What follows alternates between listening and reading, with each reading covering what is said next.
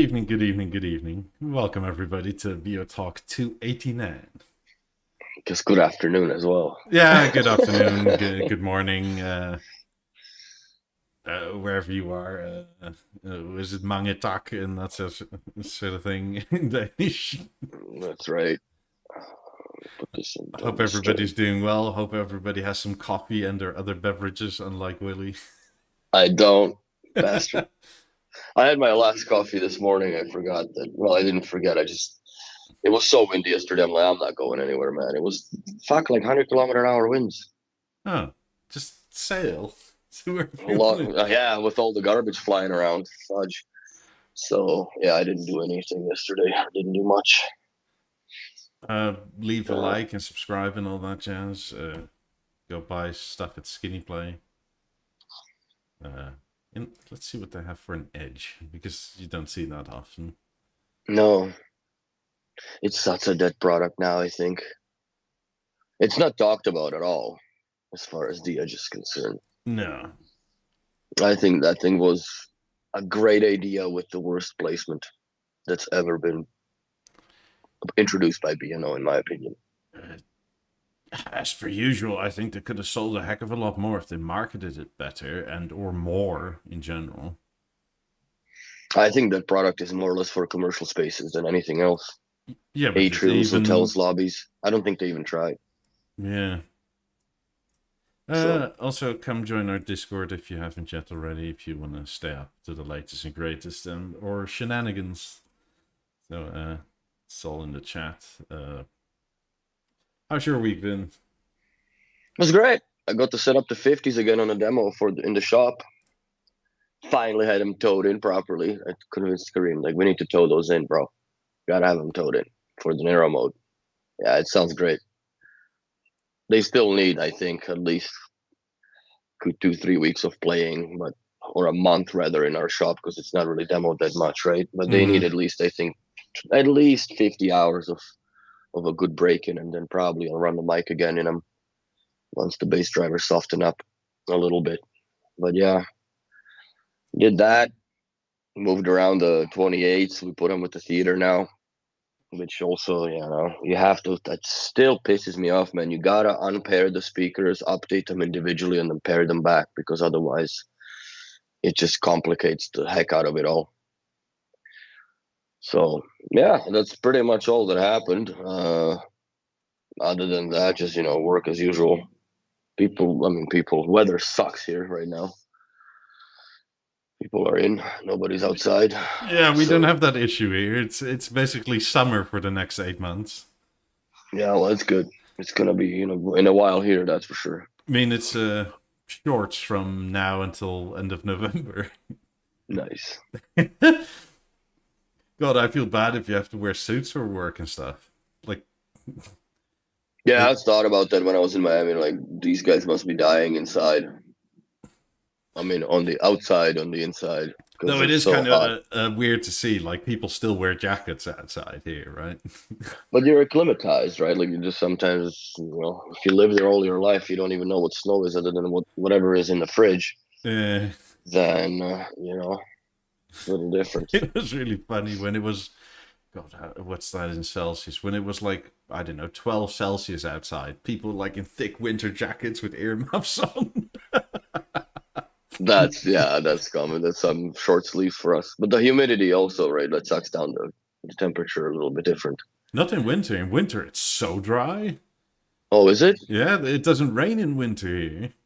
Yeah, Montreal humidity, like you feel that. Like -20 in Calgary is not -20 in Montreal. It's a completely different experience when it comes to cold. It's also So, different kind of Canadians. hmm so yeah, but that's about all it. What My do you mean in the title there is if you fix these with the hidden trick? What is that? so well, quick house update by the way. I finally have baseboards in, so I'm Sweet. uh in the kitchen, living room, hallway. So I just have to like get popcorn off the laundry room ceiling. The rest of the house is almost done. We're getting somewhere. Yes. Are you putting some speakers in the laundry room? Don't know yet. The 50s are on the other wall, so you can always just put a remote Juice them. in the laundry room and there you go. More, please. Put a halo in the back there. Yeah. Uh, Nice. but so what I had with Deezer, I think I said this a few times by now, right? Is that for the longest time I had this weird issue where I used to have a shared Deezer account.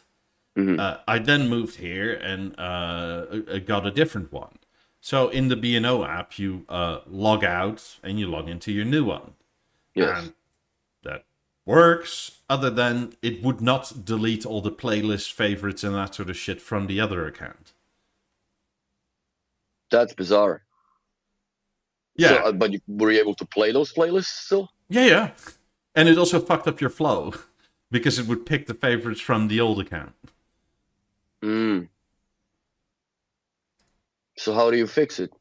So I was talking to some of the good folks at B&O over the weekend because I tried literally everything. Everything from I deleted the app, reinstalled the app, effectively did factory resets on devices and stuff. It didn't help. Then apparently on the B&O server side, they can kick you off your account.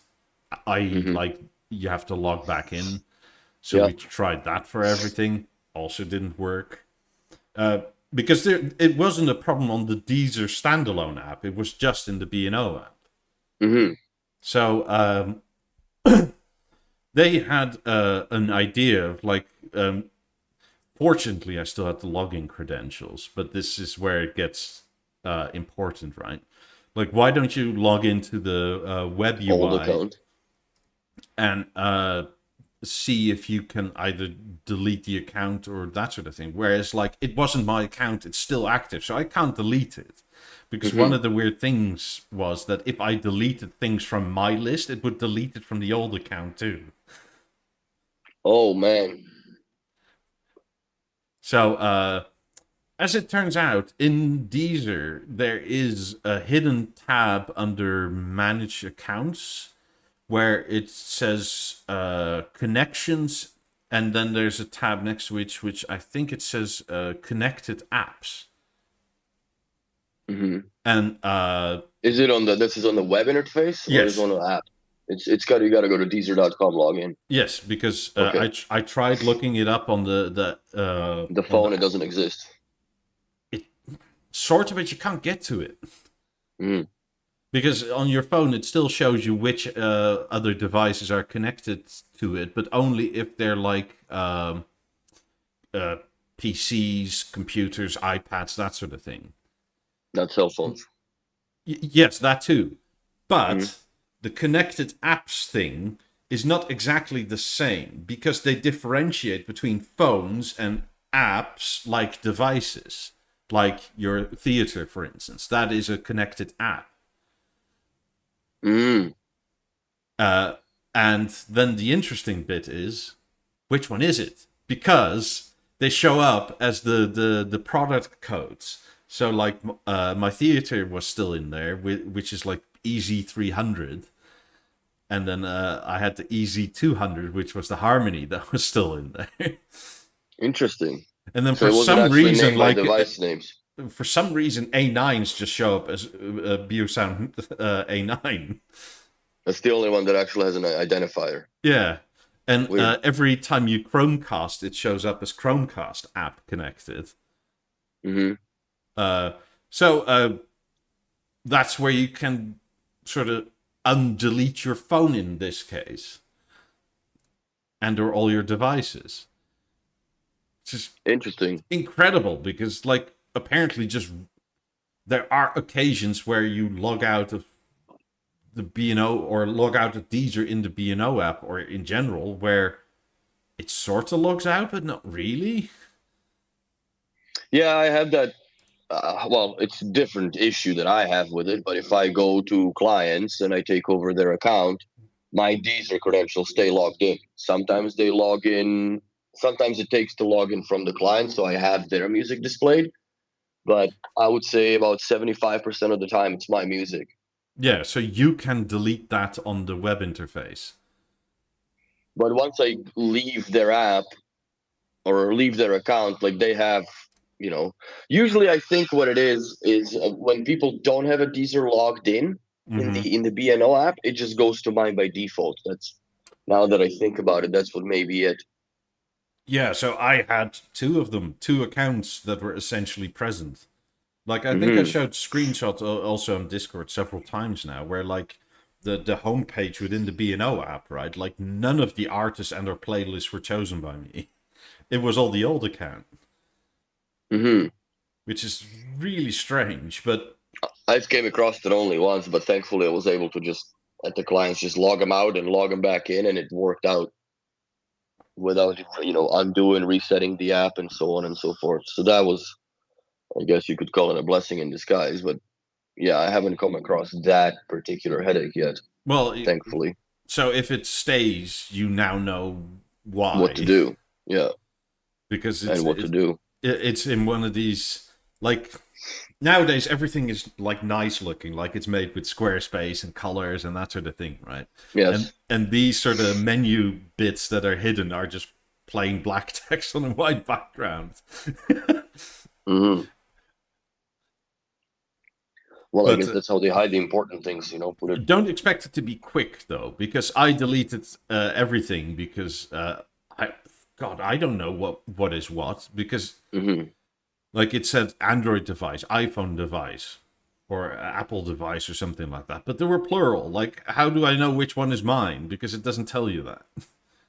So you basically once you log off everybody, then everybody else has to log back into their shit, and then it Yeah. works correctly. So what then happened in the B&O app is that everything was blank. Like, even if I logged into my new account, nothing. It just says, "Oh, it's so empty here." I mean, you're So no logged into products. no, you log into Deezer, right? And there's Yes, literally nothing. There's not a tile. There's not a favorite. There's nothing. just white screen. Yeah, and well, the first time it loaded like a bunch of Deezer favorites, you could Hmm. click on them. Some of them worked, most of them didn't. It just said operation not available. If That's you so went to bizarre. search, it says search is not available in DLNA, which is like, I'm huh? not in a DLNA. Yeah, and I guess it had to populate or something, which is really strange because I again reset it a few times. It happened the same. And then, like 5 hours later, all of a sudden it was there as it should be. Hmm. Yeah, but 5 hours later, which means that like if this happens to a client, you kind of have to explain the fact that this is not going to be an immediate fix. Yeah. And So with my it's assumption, it would happen sometime like at 4 o'clock on Friday when they have guests come in at 7. And yeah, weirdly, the moment handled this perfectly. There was moment going strong. there was literally no issue at all with the moment. It just did its thing. So there were like several times where I was waiting for that long, where I just resigned myself to like, I guess I have to keep the moment now and just perpetually keep it on play, and it'll just join from whatever room.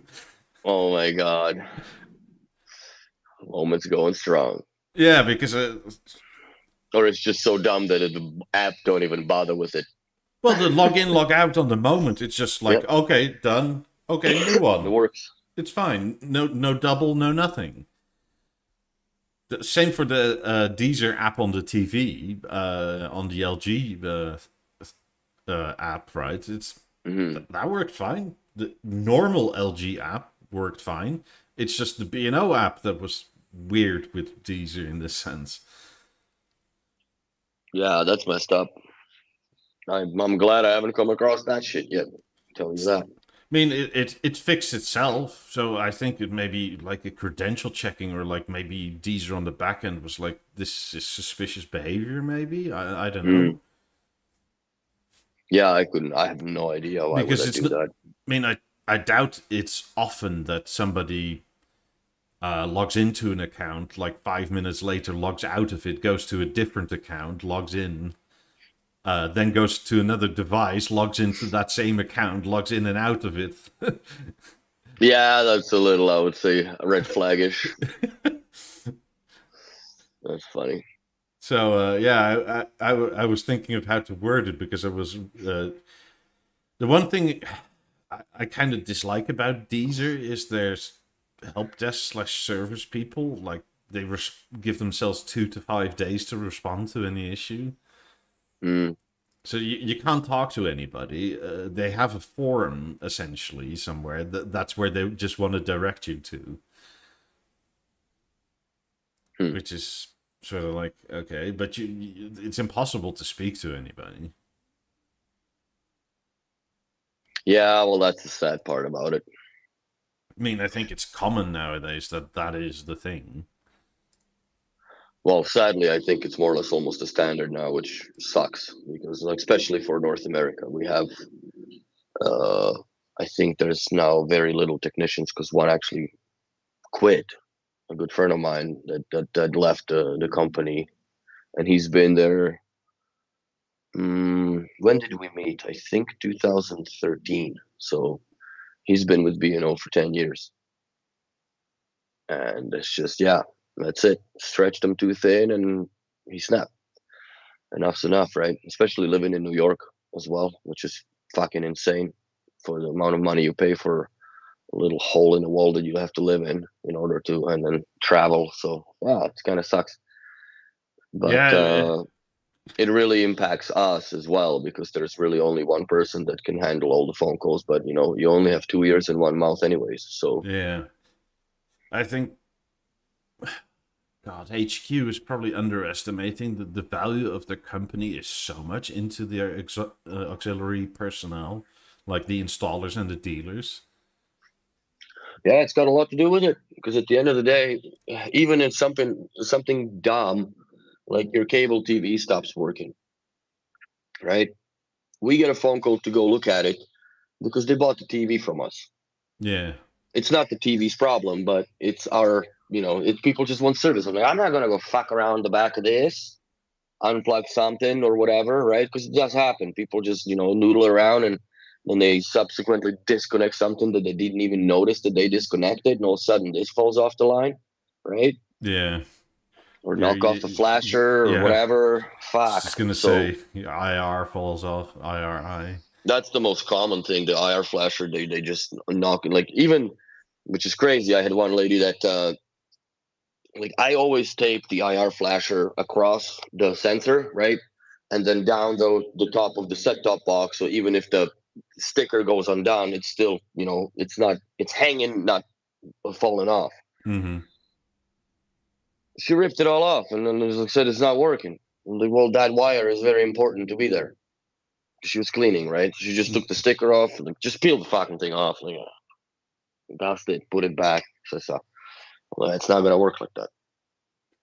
So yeah, sometimes also educating the clients that what you don't touch and not to touch. And then there's also a very common, not a threat, but an issue with housekeepers, nannies, and shit. Yeah.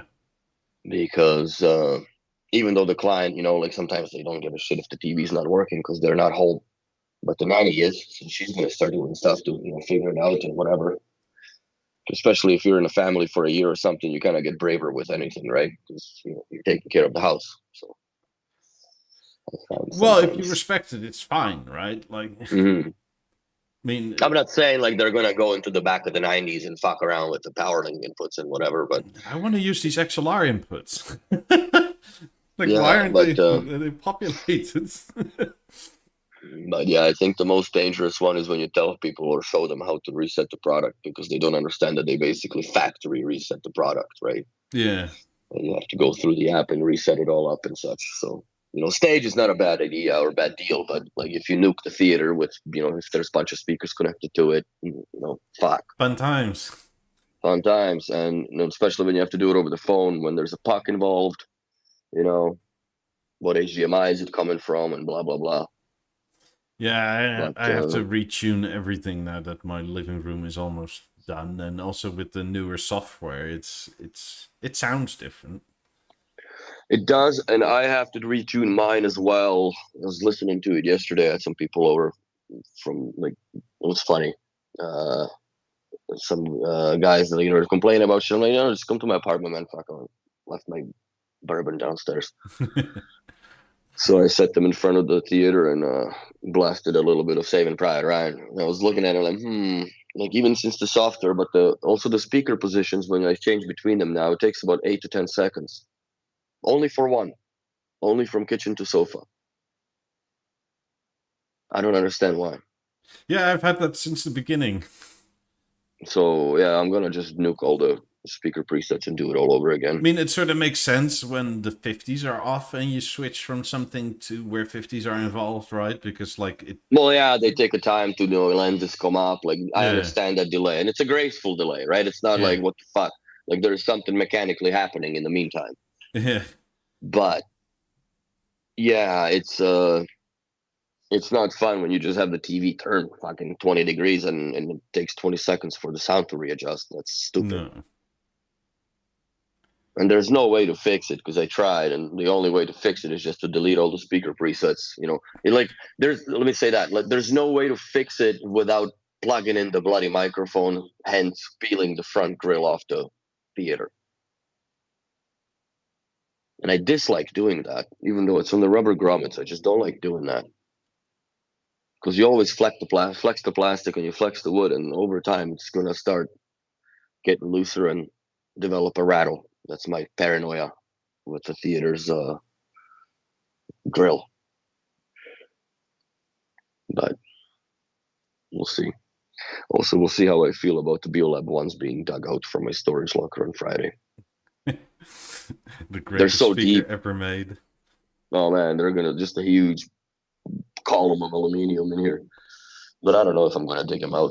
I'm still gonna look for those Lat 4s because I don't know if I don't know if I sold them or I can't find the box or I put them inside my B&O cabinet because that's the only place I haven't checked. So that's what I suspect would be the Moment and the Beolab 4s maybe. Just get the ones out. They're only like 40-ish kilo. They're fine.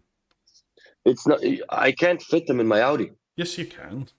No, I can't. I could fit them in my Golf. How? Between the seat. One at a time? No, I just put a shitload of padding and yeah. crap. That's how I moved them. They're so deep in the back. We would take the foot off, obviously, but no, the feet are not even installed in them. Feet are packed separate.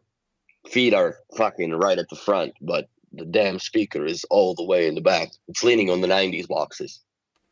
Or they're more or less tied together because I have those straps, right? So there's about, I don't know, this much room in a triangle that the speakers can sit. So I have both mine and your set, one on each side. Just get them out. You'll love them. I'm very curious to what they would sound like in with a theater, obviously, because we have nobody's that I've done yet has a Lab 1 that we put a theater in. We put them with a bunch of 5s, but not the Lab 1s. They're such gorgeous speakers. I miss them. They them. are beautiful. It'd be cool if B&O came out with something of that size again. You know what I mean? Just slim and tall. Mm-hmm. Do you think they'd ever do that much aluminium again? I don't think so. Like if you look at how little aluminium, even though it looks like there's a lot, how little aluminium is on the theater, right? Because it gives you the idea that the whole thing is made of aluminium, but it's only the front shell. Yeah. And the rest is all plastic. Where these, like the whole back, man, I don't know, maybe it's economically not feasible for them anymore to go through that's a lot of I wonder how many rejects they had to have due to the discoloration during the forming process and extrusion. Maybe they can do it in a more clamshelly kind of way where like you can split it up into different sections. Yeah,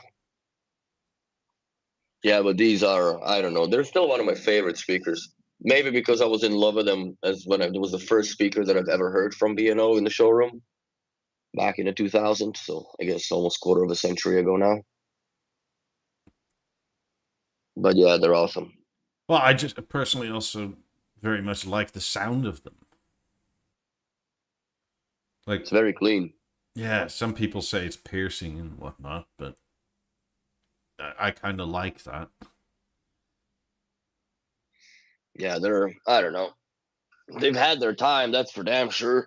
I mean, But for the size, they maybe lack bass, but like, they're not bassless. It's not like they're all mid-range. They're not 8,000. no. You know, it's funny, like when I had them in the office, some of y'all are gonna laugh at it, but when I had them in the office in Calgary, I put a Lab 11 with them just for the shits and giggles, and it did round up the bottom end just fine. It's not like, you know, obviously when you go loud, it's not going to keep up with it, but for that room, you know, while I was dusting Lego off the on the shelves, it was more than enough for what I needed. Oh yeah, they're a great speaker, but Let's that's see. I mean, they say they go down to 39 hertz, yeah, which but is at what dB volume though, right? But then again, back in 2000s, the bass was just about to be, you know, like starting to become cool. All the bass heavy music started to become more popular. yeah, like even in the 90s, the techno music basically had very little bass in it. Yeah, like if you look at like Scooter or whatever, like it was like more or less it was punchy. It was punchy, but it was not stretched long, right? Like it didn't make the woofers woof for a long time. It's nice to be important, but it's more important to be nice. Oh Scooter. God, oh, fuck. Oh, the memories. That's so funny. But yeah. God, but he has a bunch of these one-liners. Oh yeah. Something to the man in the ice cream van.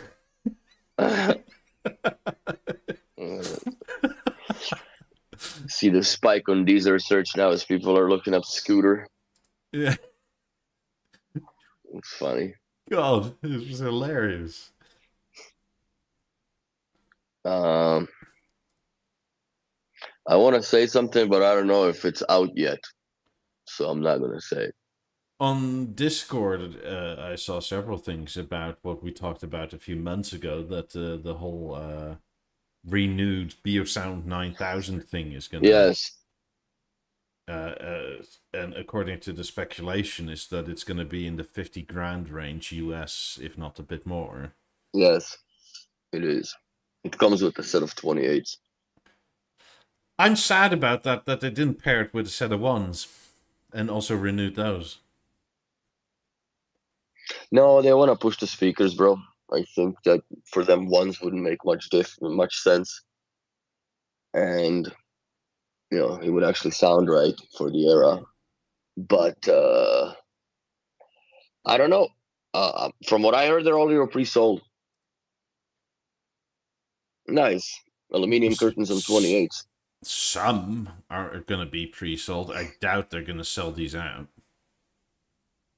You know what? I just hope they don't do. They don't do another one that they sell it off limited like, to 100 until right? our next And then line. they're gonna come out with the fucking brass stone 1 of 1 for a charity of some sorts. Don't do that, people.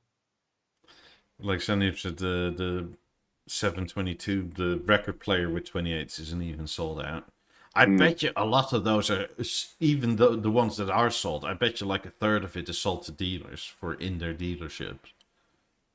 Which they're sitting on a $40,000 freaking wooden cabinet, basically.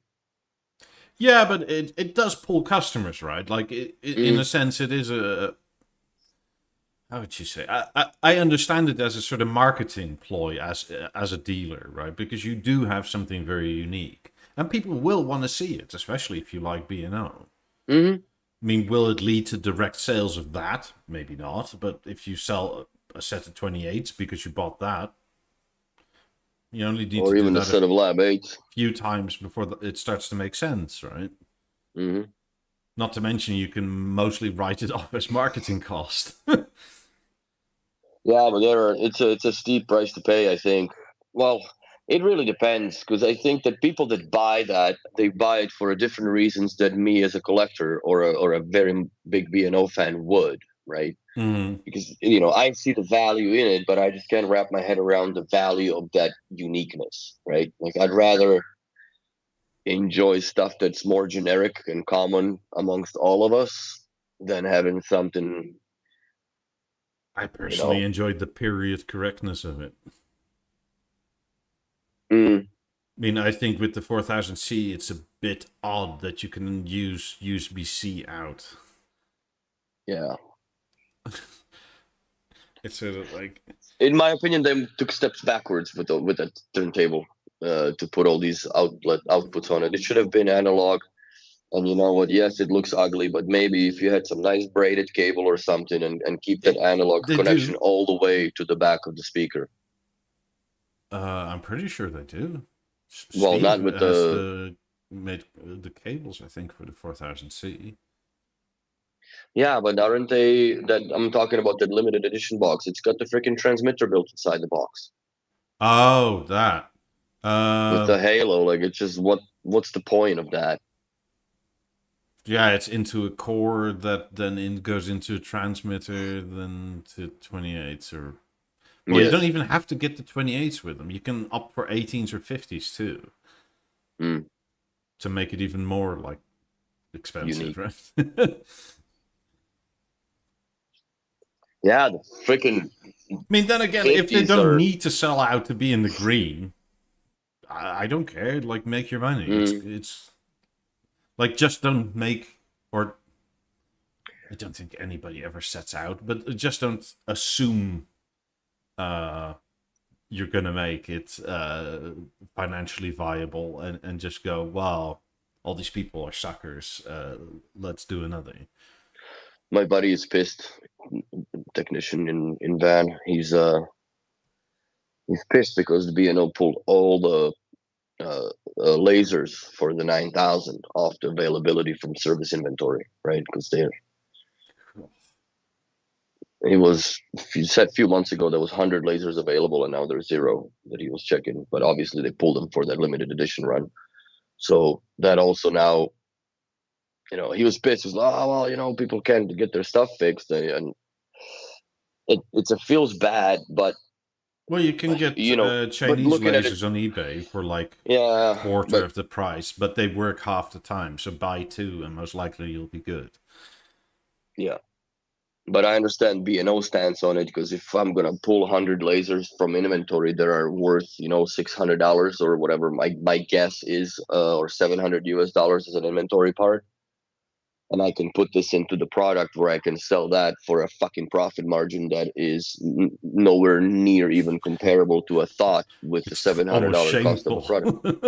So I'm gonna pull this shit off the stock shelf, and yeah, we're gonna put this into this limited edition.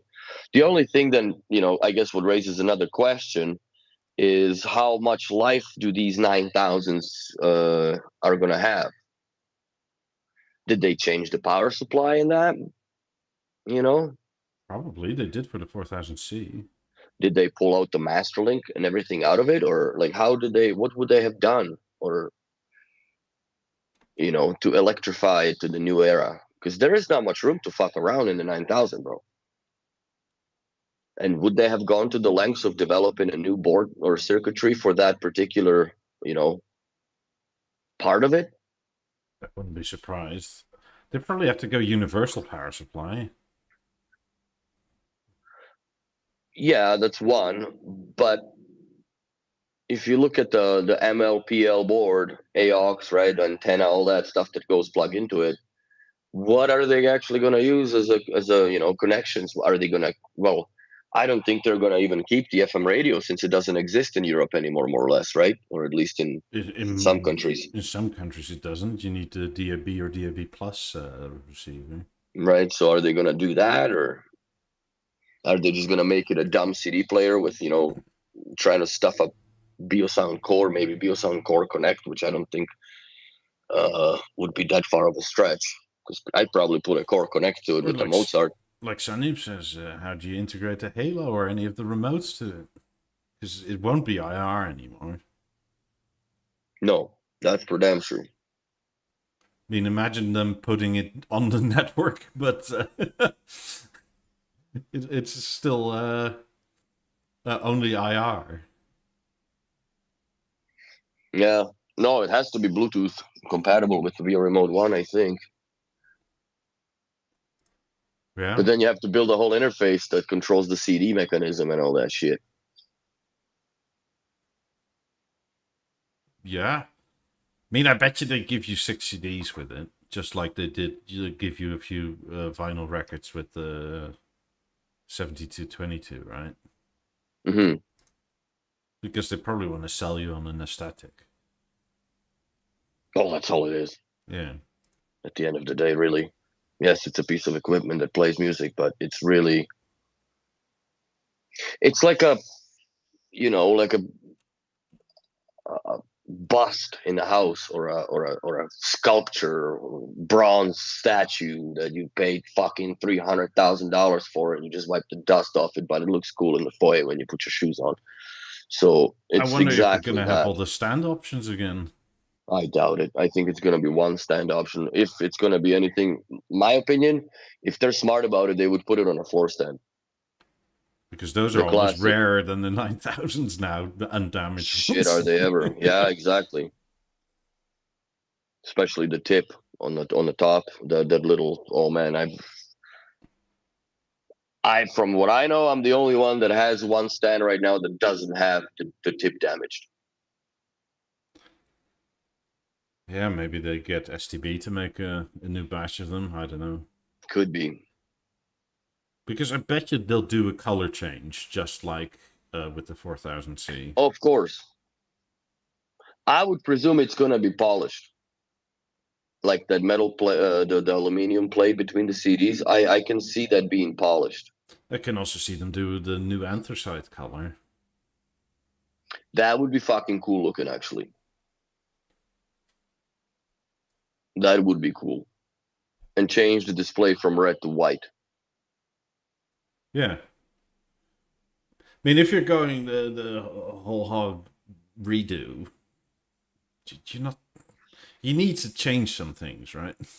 Anyway, Yeah. like because what happens if you sell this 50 grand thing and the display goes a week later? Like, do they even have these displays still?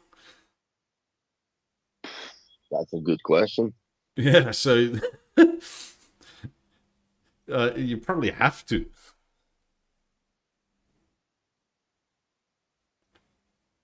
Hmm. Yeah, like Sandeep says, 6 months down the line, they'll probably sell a parts kit for 9,000. Which That is, would be something that I almost would entertain, depending on how much it is going to be.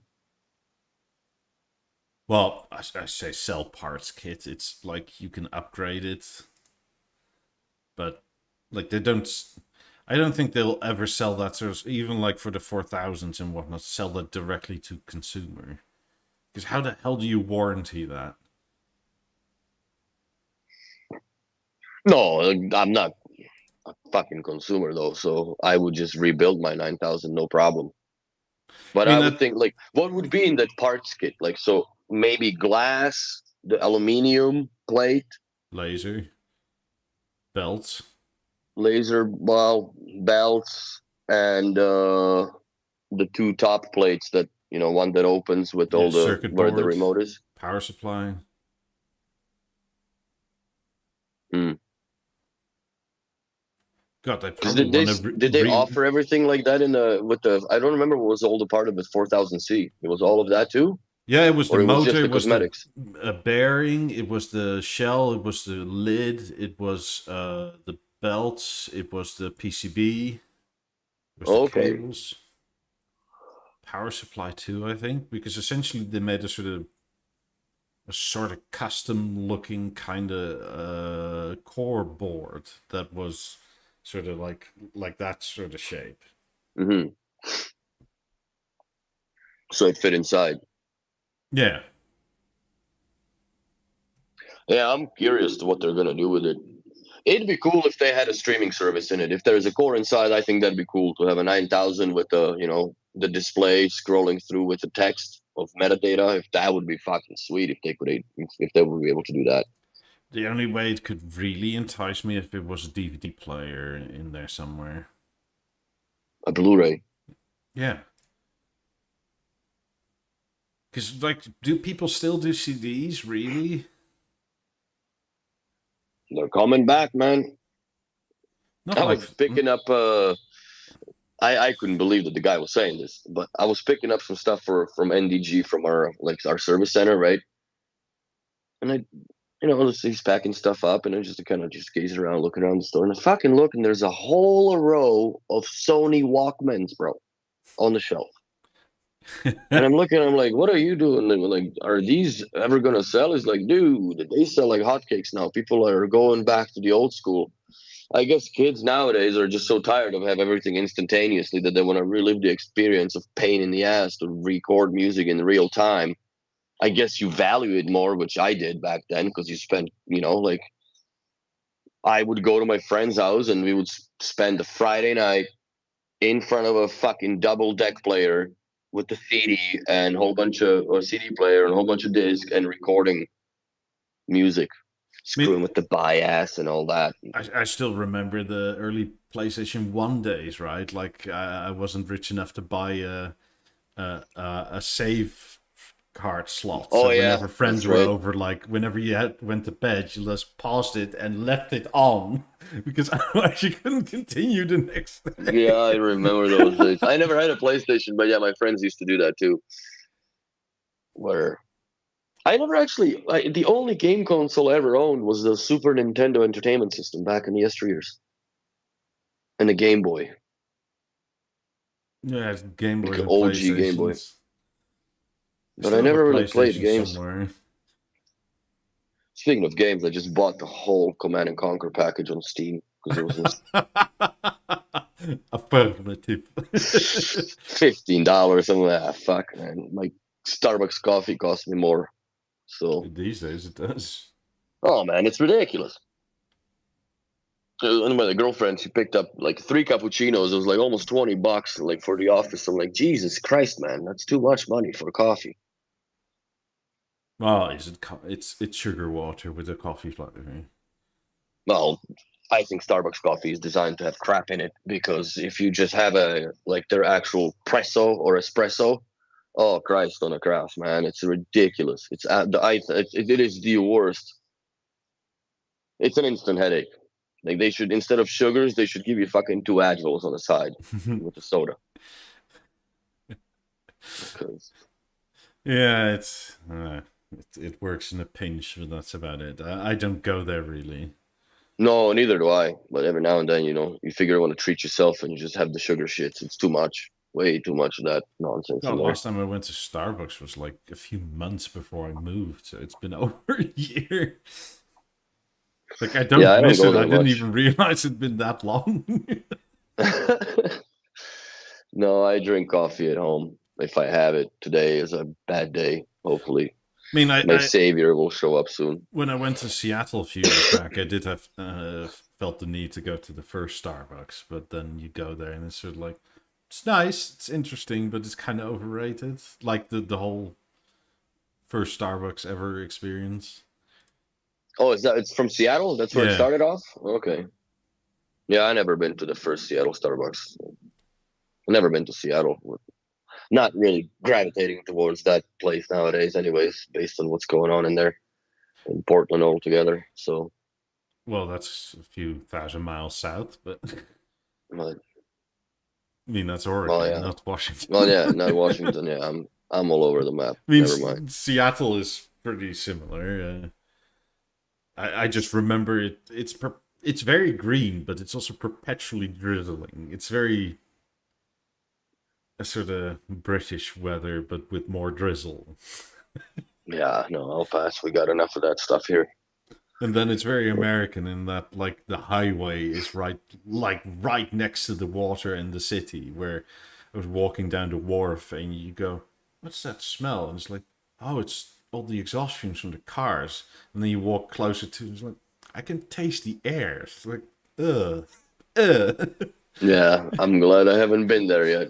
Because it's like a highway, and then it's all these giant diesel boats, right? Like, because the port is right Oh, there, so it's like I blew my nose, and it was like all this like soot particles and crap. It's like Jesus Christ. wear a mask, filter or some. Yeah, when was this? Is a few years ago, probably Mm. 26, But 17 anyways, maybe. back to the 9000. I wonder when. Well, it's gonna be this year that they're gonna come up with it. I think. You'd think so. Or You'd is it hope gonna be so. the? Or is it gonna be on the 2025, the 100th anniversary type of thing? Is it a good idea to have a static or a solid state hard drive to put into Beomaster 5? Does it increase the longevity? Oh, well, that's a question of a hard drive quality, first of all. What it does, if you actually increase the RAM inside it as well, but you got to buy the, period correct parts. And if you're lucky to DDR2, find them I think. still, yeah, I think it's a DDR2. And because it's a Windows XP, just put it this way, and it's a very, very, very stripped down version of the Windows XP. But you can change the RAM and you can put a solid state drive and reinstall the image of the Beomaster 5 on it, and you will have it go faster on the wheel. Like the songs will load faster. But then again, if you go full retard and you put 200 fucking thousand songs in it, it's not going to be that good because that machine was never designed for that amount of copious of data. Like it's been One thing that. SSDs are good on is perpetual reads, though. Like, there's much Mm, more limit on writes, so it depends on how often you change out. But in general, an SSD will last you longer than spinning Rust. mhm. So, but is it a guarantee? No. I also don't think you can use just any SSD because you have. I think there's only a No, few from Crucial that you can use for this. yeah, I The- would look in It's the on Bio world. forums, yeah. Yeah, I would look into the Bio world because somebody did that swap, and they also did the RAM upgrade on the Beomaster 5, and then they also reported what the changes were. That's where I'm going off of with what I'm saying. That they had the loading was much faster. Obviously, the mods doesn't matter because it only takes its time first time. Then once it's all scanned, it's scanned. But I would entertain the idea of looking into it if you want to keep that Beomaster 5 experience and you have a whole house full of Masterlink and They you are probably at have a best couple the Beo only high 5s. quality MP3s. What? The Beomaster files, right? Like, they're not WMA or they're not No, lossless. that's the problem, that you have two choices: Windows Media Audio lossless or 320 MP3s. And the WMAs are not compatible. Like the LG doesn't play them. Beosound Theater doesn't play them unless you enable transcoding on the Beosound 5, and then it transcodes into 320 kps. So I kind of want to. If Beano is going to remake a bunch of things, in terms of aesthetics, I would so love it if they did a Beomaster 5, if they remade it. I don't think they have to remake that. I think like Beosound 5 on its own, just the screen would be suffice. Like I don't think you Yeah, need the but it can fucking be like server behind it. based off like an Arduino or something inside these days. You don't need the big ass box anymore, almost. Well, but that's what I'm saying. Like without the Yeah, Beomaster 5, like you don't need that. Just have that basically like the Encore used to be, right? But without shitty innards. yeah. But like that aesthetic is peak B&O to me. Oh, it's the most timeless piece. And maybe I still wouldn't entertain the idea of putting a touchscreen on it just for the sake of keeping the fingerprints off. It looks very clean otherwise. Because I would sell my moment instantly for that. Oh hell yeah! I wouldn't even bat an eye. I mean, I've come to like the moment more than I ever expected I would. I still don't love it. It's just a device really that looks nice. Mm, But the Beosound 5, like that's gorgeous. yes. Aesthetically and mechanically, I love it. Yeah. And you fucking own your music, which is also very important fact at this point of time, in my opinion, because we're all subscribed to something that, you know, if their server goes down, you have no music. I mean, if you essentially put like an Android tablet in there now, you'd have more power than the Beosound 5 had at the time, and you can have it all internally in the screen, right? That's what I'm saying. Well, think of it like, you know, 75% of this phone is a battery, and the actual board is literally like where the camera sits, and that's it. And that has insane speeds in it now. Yeah, it's faster than Windows XP. So if they did something, you know, Wait, wasn't it not also saying like these, maximum like of 8 GB system memory or something like DRAM? Because it came no, with four. Well, no, it came with. it came with 1 gig of RAM. God, that was even little in the day. It came with 1 or 2 gigs of RAM. I think the first edition came with 1 gig of RAM and a 500 GB hard drive. And then you could do up to 2 gigs. I don't think that thing would have taken 4 gigs of RAM, dude. Craig, you did your upgrade. What did you do for the? Did you put the RAM as well in it, or no? Or you bypassed that? I mean, the Is it? RAM is probably less noticeable than an SSD because the hard drives of those days had probably a read speed of like 50 MB per second, whereas Yeah. See, no extra RAM, so he just left it. Yeah, and it's already fast enough. Yeah, the limitation is really in the hard drive yeah, and accessing those files based on how fast you spin the wheel, because that magnet thing reader head can't go. Even though it goes fast, it doesn't go fast enough. So yeah, it's a nice DIY project. It's I mean, at least yeah, you and it can, does speed right? it up. Yeah, at least you can. I just let's see Yeah, I haven't done what does that. My mom everybody has says. the. I posted the poll. Do you like the limited edition units? 16% love them, 11 indifferent, 53 too expensive, and 21% like period correct. I guess we're not the very high net worth individuals as we established last week. Yeah, I think I look at it from a little bit more of an economical perspective too, than just be frivolous with the money. Like I understand, and you know what? Everybody has their I guess a weak spot, right? Like for me, like I don't even use that goofy ass Explorer, but I'm a sucker for the red color with the gray. Like it looked fucking nice, right? So I bought it. Stupid, really. Like I don't need it. I could have, and if I wanted something, I could have just gotten the anthracite one or the Yeah. silver, right? But no, I like the red, and it actually it's a nicer finish because it's double anodized, so it feels better. There's no sharpness to the ridges of those grill lines. So, but anyways, that's the same thing. Or the Beosound 2 in Ferrari. I would like to get it, but that's too much. Not in the Northern Sky turquoise. No, it looks cool, but it's always the pictures, right? I don't know. If I saw it in real life, I think I would like it, but I'm not a big turquoise fan. I know a client here in Montreal, not Montreal, but just out the city, that his wife would kill for that. Well, these are Europe only. Yeah. And there's what, 48 or something of them? Oh, really? So they're very limited. Yeah. They have the EXs.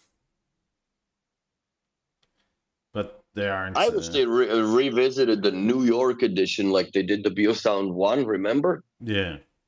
That was spectacular looking. Yeah, but invert it for Beosound to start light at the bottom and go dark at the top. Mm-hmm. Because then you sort of grade in the slats, right? Yes.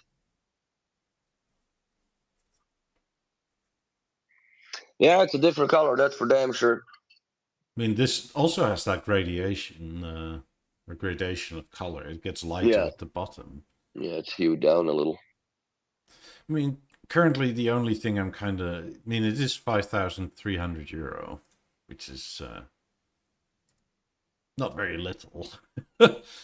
It's more than the silver or black, whatever they are. It's $2,000 more. Better than $4,000 more, like it was for the Ferrari, I think. Yeah, the Ferrari is still more expensive than this one. Which, at the end, you should know that you're contributing to the formula's better cause. Every Beosound you buy. I wonder if it's actually cheaper if you were to go to B&O and say, can I get a custom, essentially the Ferrari without the logo one? That's not a bad idea, just to get a bespoke. Yeah, because I like the red and it. I like the black cap, but like I don't care if it says Ferrari. I actually care if it just said B&O more than Ferrari. You know what I mean? Yeah. I don't think they would do the exact same tone because I think that color would be licensed by now from Ferrari, no? But it's not Ferrari red. Yeah, it is for the race team. But like, is it the official? Like, that's the I'm red pretty red? sure. I think they call it Scarlet Red or something like that. Mm. Like the race cars are almost like more of a brownish red than the road cars are. Like the road cars, like pop red, like they're like cherry red. But Yeah. American, if that makes sense. But That's race the cars, color that I had in mind.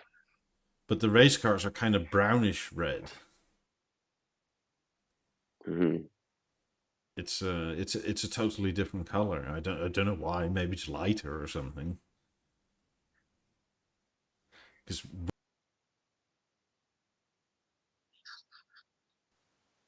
Then I just lose audio. Can you hear me? I can't hear you. I don't know what happened.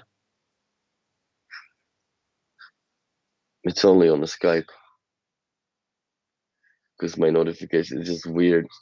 What can I do? I don't know. I don't know what's happening. Oh,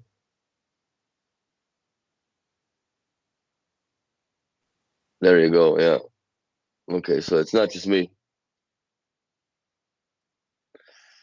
All right, it was you, Mikey. Because I just went, yeah, but what the heck?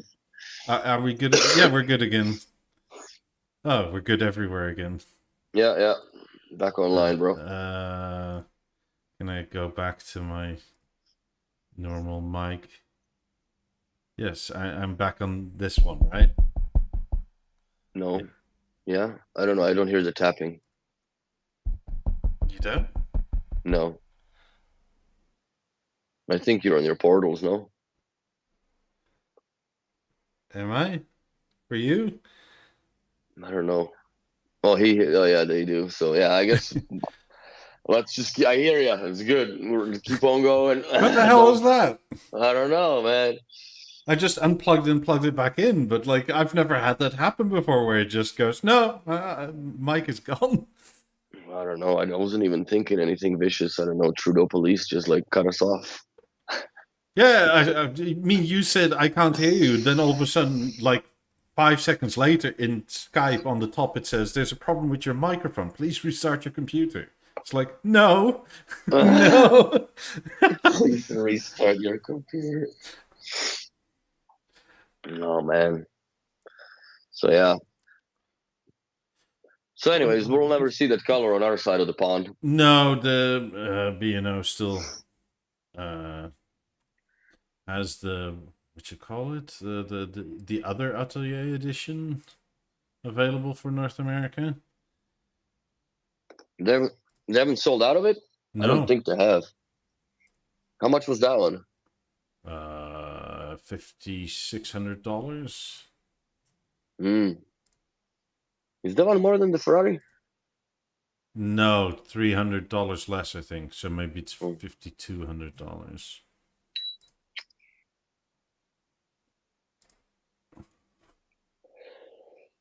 Yeah, 56.99. The sort of pink and whatever.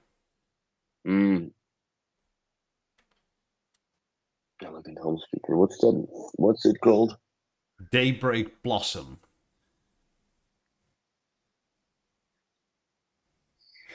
I do kind of like this. I like this color more than the green, personally. To me, you know what it reminds me of? It reminds me of a hairdo of all the woke people. Because usually when you see that kind of a color scheme on somebody's head, that's not, that's trouble. So, what is it?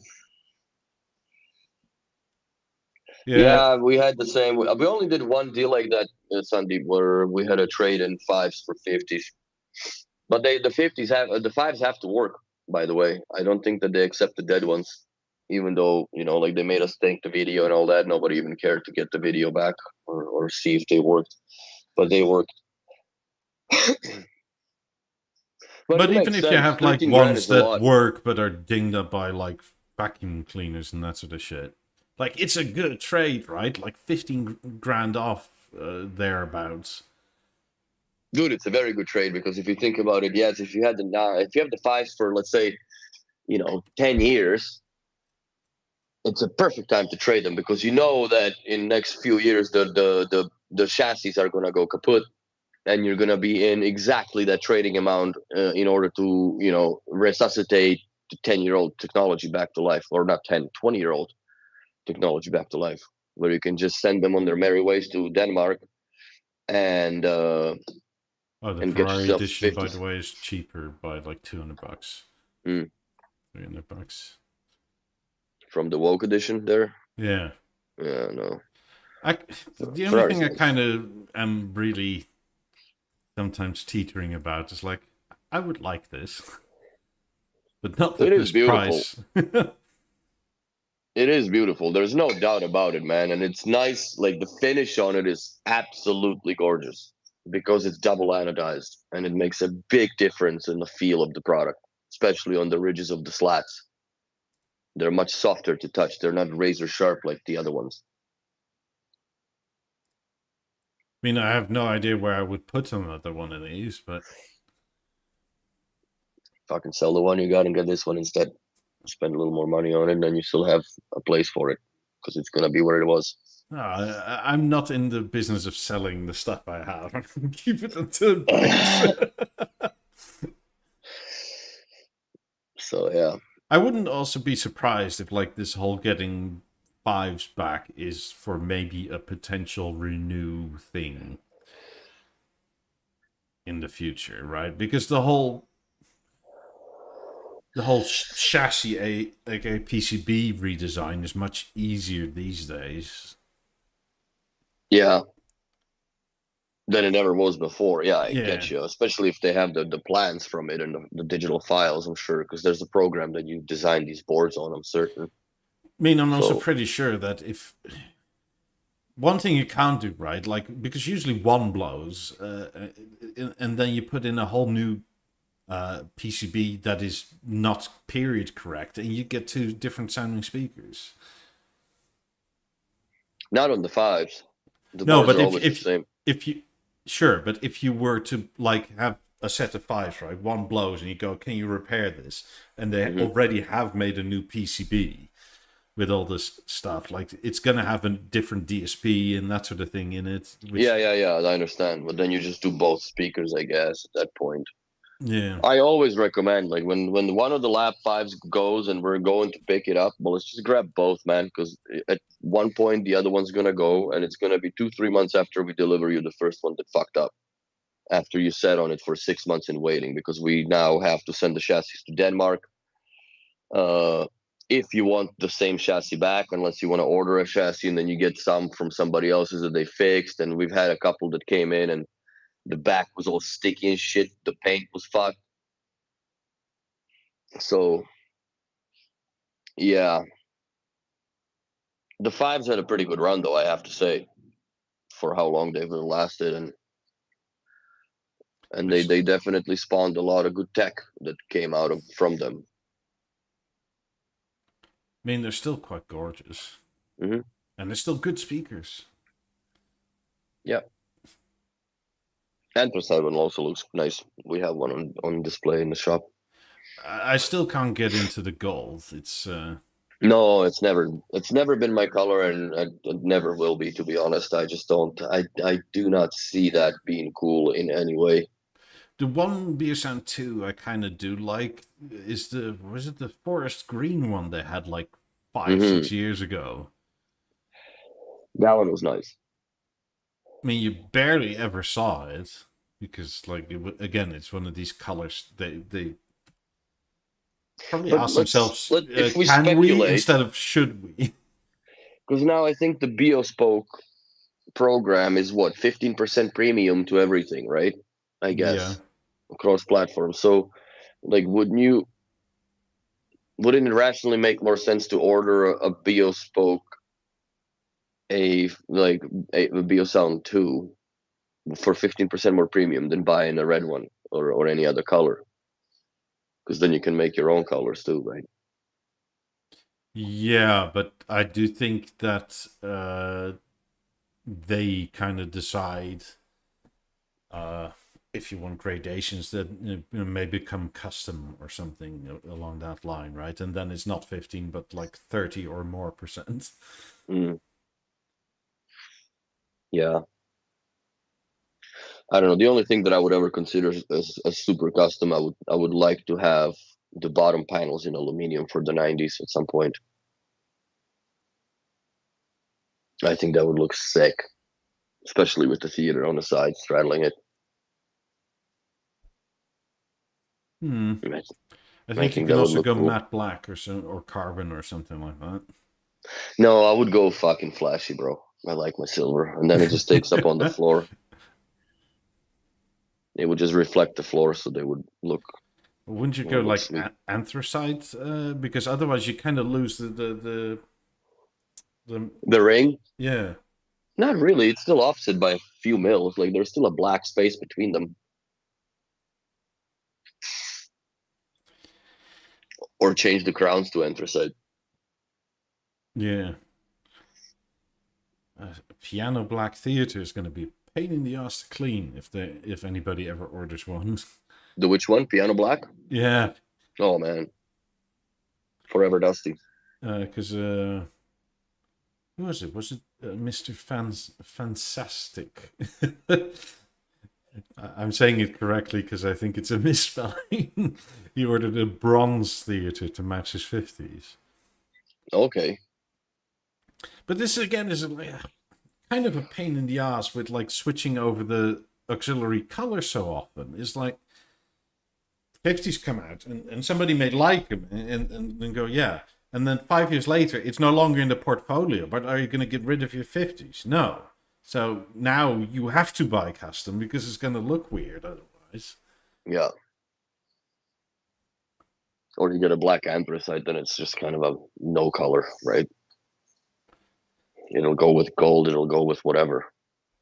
Yeah, but you better hope that that doesn't go out the window in like 2, 3, 4 years, whatever it is.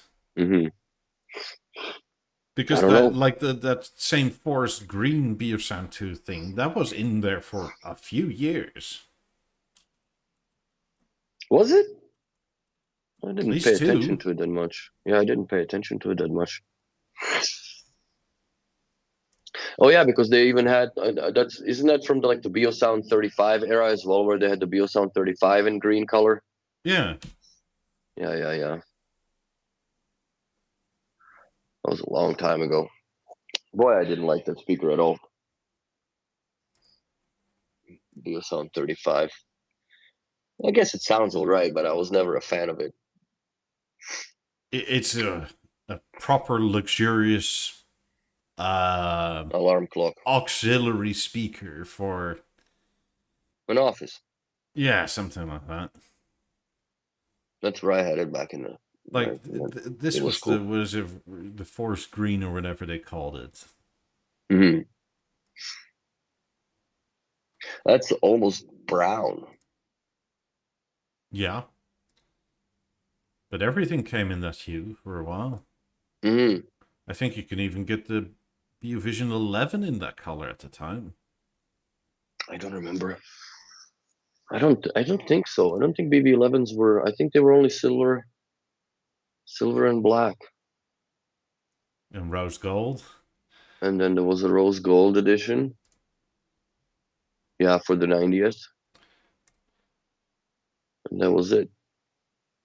I don't think there was a green one. I know that there was a green cover for the Eclipse. I don't know if that had any different backs for the aluminum, because I know this it was silver or black, I believe, and gold. I don't remember. It's been a long time. I have a lot of these pictures somewhere in an archive where I have all the product pictures of the era. Because I'm pretty sure you could get the Avant with that green too.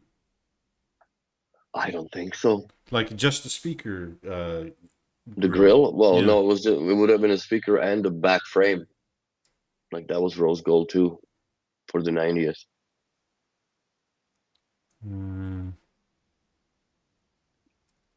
Yep. I don't think it was. I don't remember Avant's being any other color than silver, gold, and rose gold that they had. And I might be wrong, but I don't think I am.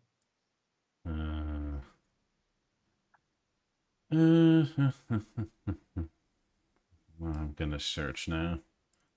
Do it. Because, God, I have way too much of that. Where is it?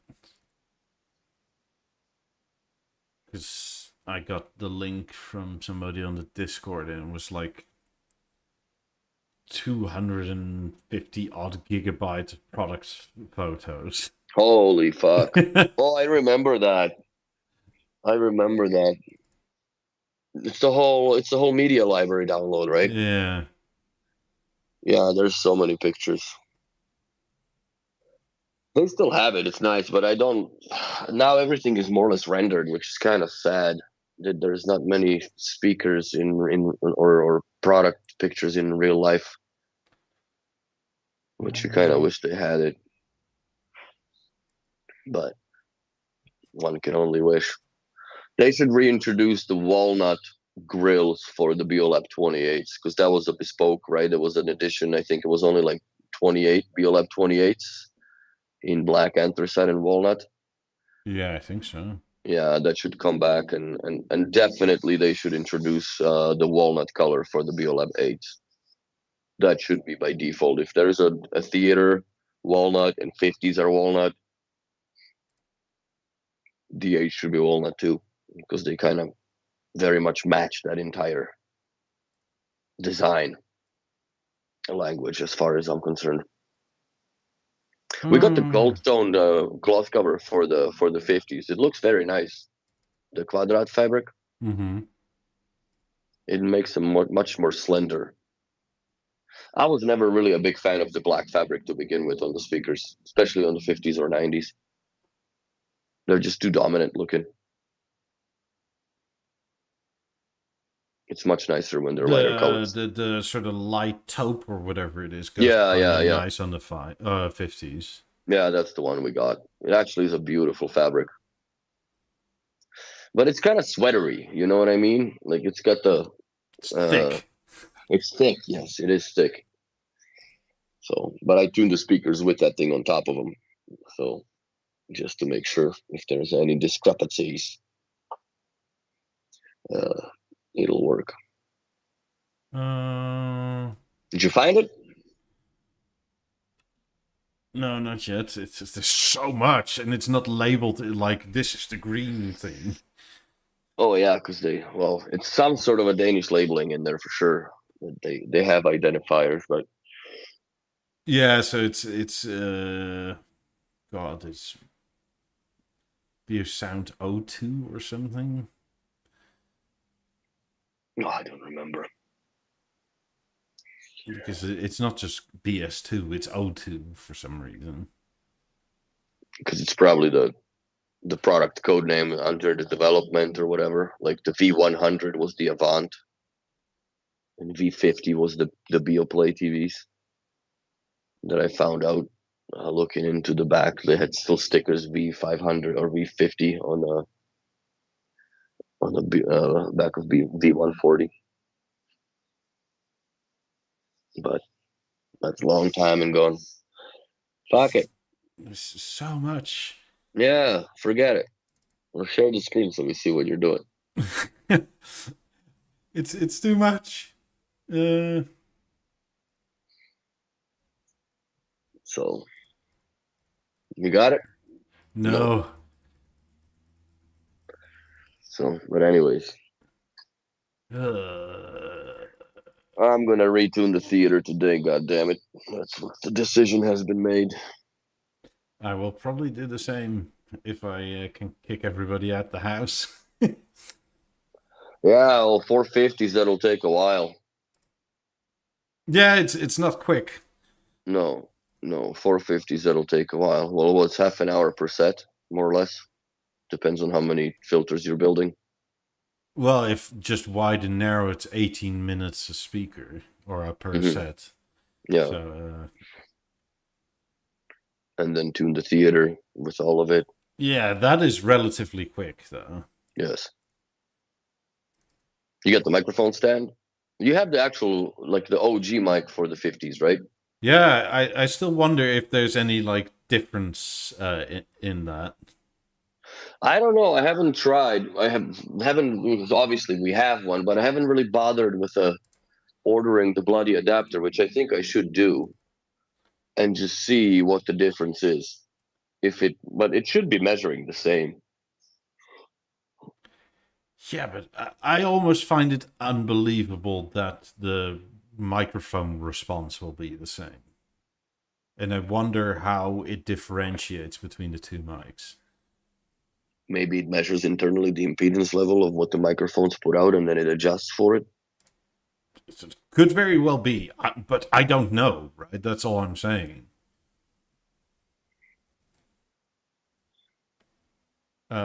So, Sandeep, how did that go? Did you hear or remember any difference?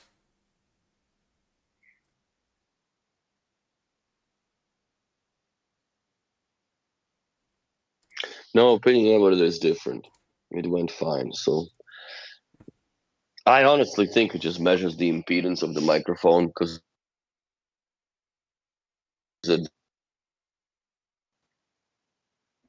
but I will definitely I'm gonna tune the speakers today. Make it all nice. It's been a while. And also like it's been what 5 software updates since I last tuned the speakers.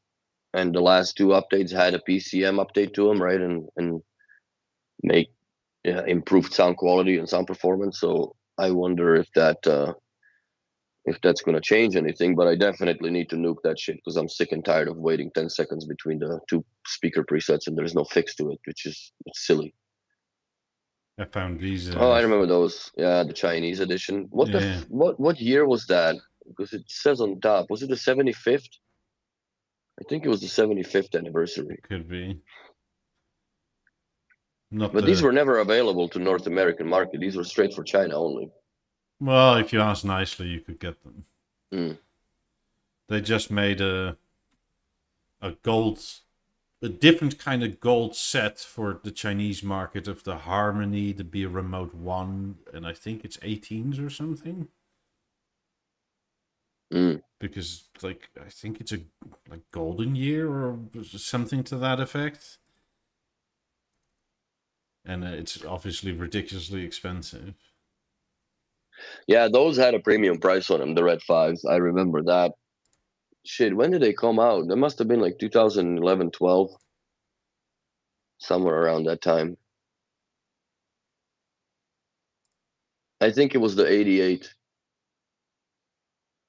I think it was the 88th anniversary of BNO because the 8s are a very lucky number in Chinese, and there was 2 8s on it. I'm certain. Yeah, in the West you can't sell that numbering quite often. Yeah. So I think that's what it was. Well, if it was a 44, they would never sell it in China either. Because 4 is a bad number. I don't keep up with all the numerology personally. But that's how I think that's how they were marketing. But that's when they sold them like that. I think it was the 88th anniversary. What are you God, looking for now? the same stuff still. It's like, but there's so much, and it's labeled so weirdly. Just leave it. Yeah, I'll maybe have it by next week, or maybe I'll go look at the podcast we did last time. We actually looked through all this shit. Yeah, that was a whole hour of it. Yeah, but it's quicker than going through every file again. Yeah, there's a lot.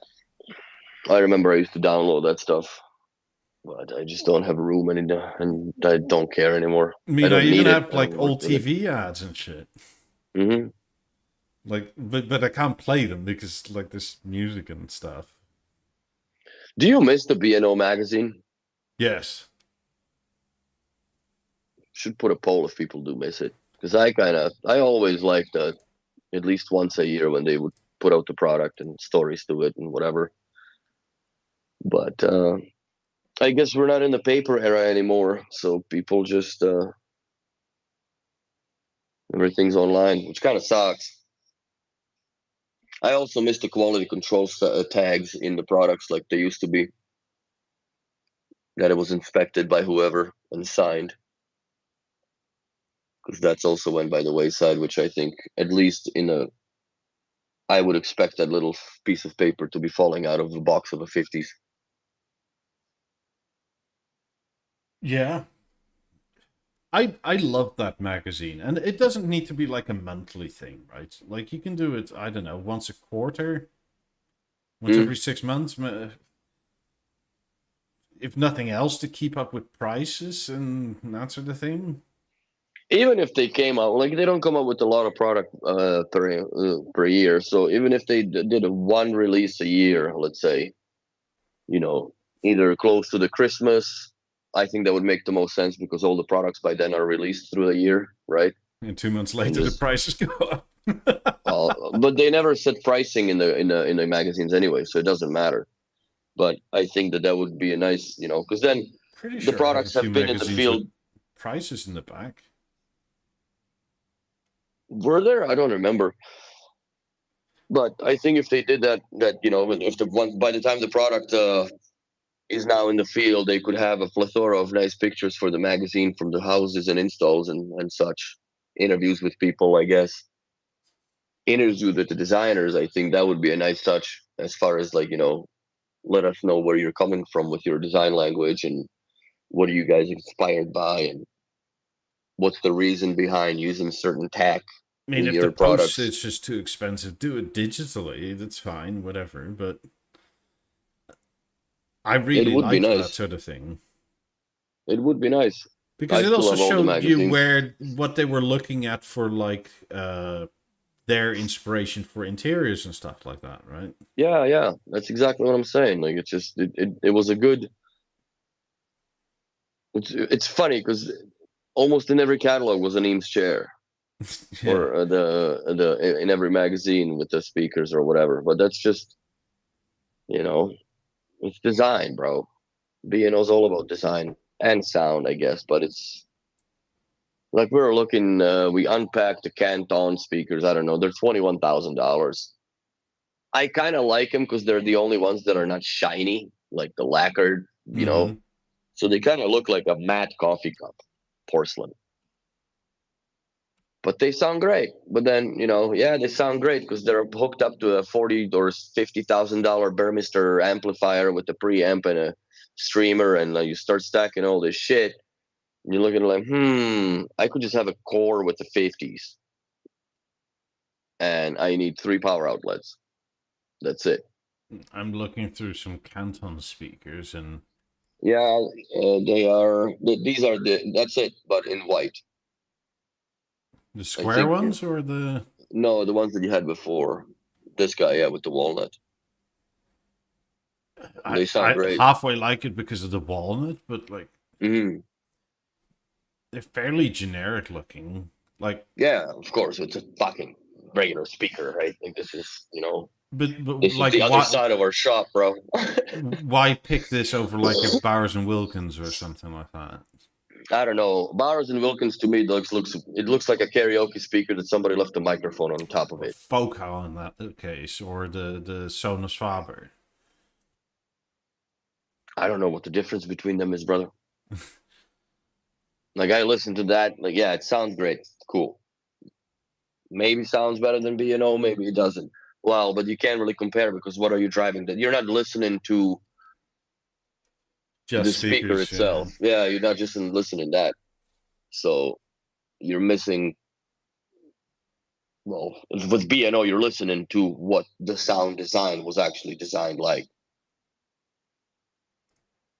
So we're here, like, is your room padded? How much echo do you got? Do you have bass traps? What amp and cables and just it's a never-ending rabbit Are your hole. speakers suspended or on spikes? And what kind of cables do you have? Yeah, And exactly.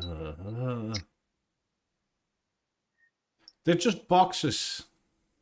I mean, They're all just boxes. They're all just boxes. Like that's what I don't understand what is so sexy about this kind of stuff. Like I guess I'm too far gone down the B&O's rabbit hole that for me design matters more than the sound, but the sound does matter as well. Well, to both of us apparently, because you got 50s. So yeah. Well, two of them. 2 cents. so I don't know. It's sometimes I B&O don't like those. frustrates me to the point where it's like I'm going to this shit. I've had it. When you sober up pretty quick when you go to the store and you're like, oh fuck, I need all this and that and whatever. Oh, I don't even make it out the house. Like I didn't even go to the store. It feels bad right away. Well, it's immediately like, where the fuck do I put an AVR and like all this shit? And am I really gonna rerun all these cables and shit? And what kind of cables? And like, are they silver or pure copper or? Yeah. God, who what needs gauge? Yeah, and who needs to pee on them before they're good enough? And Yeah. Yeah, I know. That's what I like about the B&O. It's very and then with my Atmos forgiving in that setup, sense. do I like need these like inverted fingers so I can run cables along the ceiling, but they don't touch for static or something? It's like, what are we doing? Yeah, it's too much. It's too much. And then what receiver you run it with is another question. Yeah, and then I probably need a streamer, and then And your multi-room is out of the way or out of question because you can yeah, only do it via AirPlay at that point, right? and then I probably get a volume scale I don't really understand, because you go from like -49 to -46, and it's like, what? Yeah, I don't get those negative values on the amps at all. And it goes from -50 to +12, right? Which is, can you not just go from 0 to 100 or some? Yeah, I never understood that logic on the receivers. Why are they like that? Why do we start at negative decibels?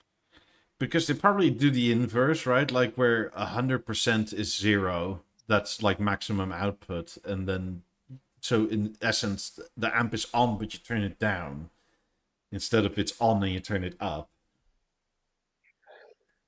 That's so dumb. That's ass backwards as fuck. But I don't have a logical explanation to it. I'm sure there is one, but I just don't understand. But yeah, they cost, like, depends. So if you're happy with it, I'm not gonna tell you how much salt to put on your steak. But oh, there are for sure good speaker brands. Like yeah. I'm not saying like Bowers and Wilkins is necessarily bad or Canton is bad. That's not it. It's just aesthetically, it's sort of like unpleasing to me. And then you have to look at all the gear, right? It's for I don't know, those kind of speakers, in my opinion, are for people that like to look at all the blinking lights and the gauges go in the preamps and amps and whatever's and well, I get it a lot more in a dedicated listening room, right? But most of the time, what I want to do with speakers is surround sounding shit. Yeah. So that is and easier and harder and weirder to do, because like supposedly for speakers like this, you're not really supposed to put your cables in your wall, right? No, everything should be surface run Which somewhat. is a problem when you have any kind of pet. Mm-hmm. Because most likely, my cats will immediately lay on these these cables, right? Because I mean, a cat sees something that's new, it's like I must lay on it. Rub static on it, bastard. So, yeah, Well, one of my I don't three know. cats is actually really staticky compared to the others, especially when it's dry out. Every time I touch him, I now like have to touch his body first because I shock him on the head. Oh boy. But yeah, I don't know. It's not for me. I guess we every now and then touch this topic on the podcast with the third party systems and speakers, and it's just not for me at all. You know, I guess we miss Eric because he would bring up all this shit all the time with his weird speakers finds. But yeah, it's not for me. I've seen systems that look gorgeous, as I call them third party systems, but they look gorgeous, but there's still that, like I understand the sexy and seeing all the equipment, but I'm not all about that. My whole ideology is to see as least amount of possible cable as possible as humanly possible, because I don't want to look at wires. But that's, I guess you're cultured from BNO that way I for mean, years and years. I do sort of like the look of a Macintosh amp by itself. I don't like hate how they look or anything. They're just massive. Hmm. Oh, they're huge and heavier than sin. Jesus.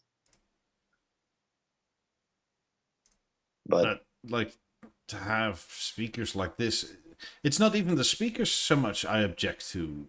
It's the whole shit in the middle that you need to drive it yes, externally from everything. yeah. And there's so few companies that make like fully aesthetically pleasing uh, equipment to drive all this stuff. Hmm. Like, I mean, most AVRs, I mean, they are, right? Like, they're not exactly ugly necessarily, but they're also, like, not, it's just a square black They're box. generic. They're generic as Yeah. hell, man. It's always a square rectangular box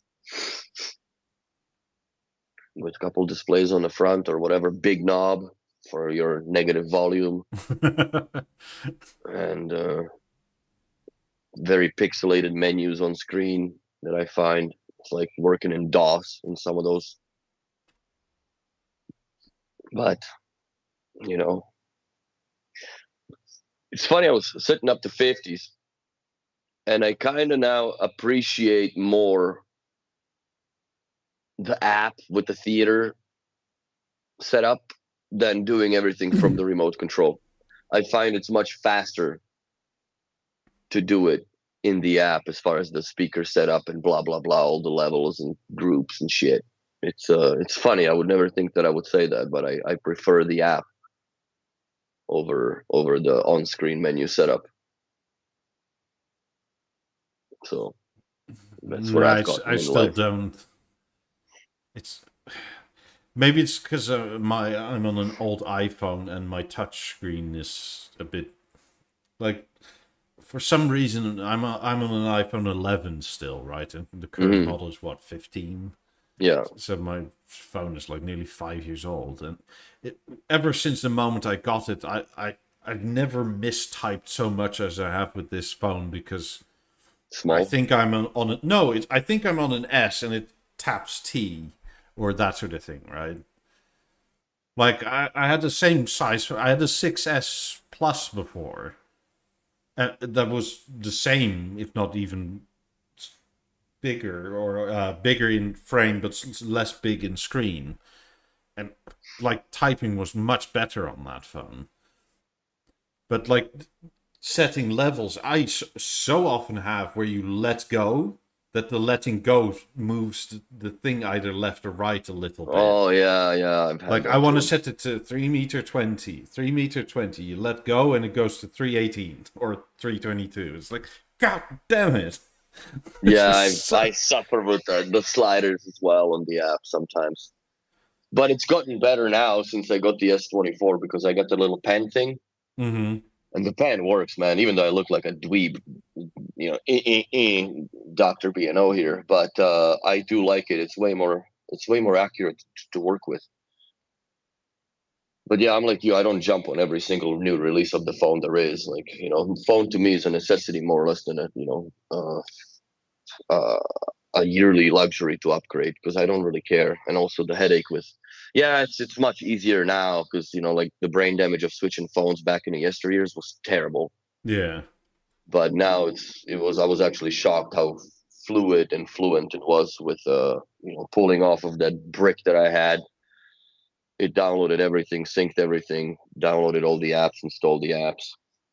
Couldn't install the BNO app for some reason. I had to like do some circle I jerking agree around. with Noah. He says, I like the on screen menu because when the company decides the app is EOL and no longer supports it, at least the device can still do it, which is true too.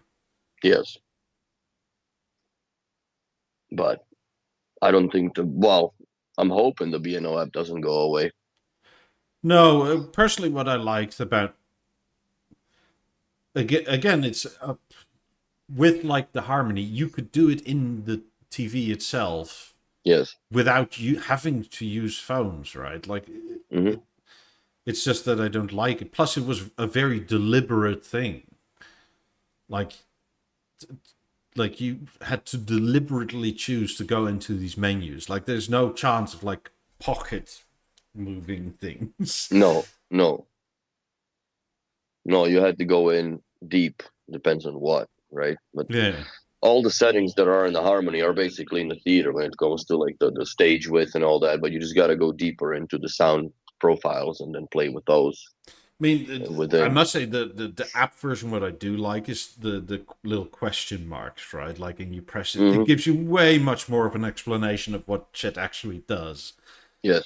Because before it was really like it, look into the manual. So you're looking at your screen and doing things. It's like actually I have to have this 50-page thing next to me explaining what stage width What or is? collapsing image means and that sort of shit. Yeah. No, I like the app of it more, but then again, with the app, it's always a problem. Sometimes the product doesn't, you put it on the network and then it says something went wrong. Please restart your product. What the fuck, man? It's on the network now, or hardwire doesn't work. So yeah, there's always a headache in one way or the other. But I do now, from a technical point, I prefer the apps, and I understand the risk of, if they EOL the app, which I think is insane. Uh, I don't think the app is going anywhere as far as BNO, unless the BNO goes. Yeah, I mean, I do what you call it fear for the sort of boomer generation a bit because it's set and forget, or it has always been that for B&O. And by the Hmm. time something doesn't work and you need the app, you probably need to update it. And by that Hmm. time, it looks completely different than what you were shown. Or used to. Yeah, and I it's honestly everything is think in a that they different have to. place, and They need to unify the app's interface because there's still some products that have the old interface and some products that have the new interface. I think that they just have to move. They have to move everything to the new platform because it's just confusing that you have okay for Beosound M3 or the M3 whatever or Beosound 2, you have to go to settings with the three dots. But if it's a Mozart, then you gotta go into the scroll down for the settings, and it's somewhat weird that it's like that. Yeah, I agree with you, Sandeep. It looks much nicer, and it's funny that it takes the information from the TV size of a panel. Based on that, it gives you the wings because well, my theater serial number is a 55, so technically it should show up a 55-inch screen. But I have a 65-inch screen when I just bought the wings, So it does. It shows it as a 65 in Uh, silver. yeah, I'm jealous. I can't have it Why because not? I'm one of the sufferers with a bug. Again, phone app, whatever related, where I can't change the color of my theater at all. That's weird. I mean, I can go into product color. I can set it to black oak, right, and hit save. It'll just be aluminium and oak. I can go to couldn't go Weird. back in, and it'll say it's black in that thing, and then I'll set it to gold with cloth. Save. Nothing changed. It's still aluminium and oak. It's totally locked out. I can't change color at all. That is so bizarre. I haven't seen that ever in the app. I haven't seen that. I know that, like, for me, what bothers me that if I, and I do this almost every day when I work with B&O, I take control of an account, and then when I go back to my account when I release the control, the theater goes back to the silver oak. It doesn't retain the picture of the floor stand with the TV on top.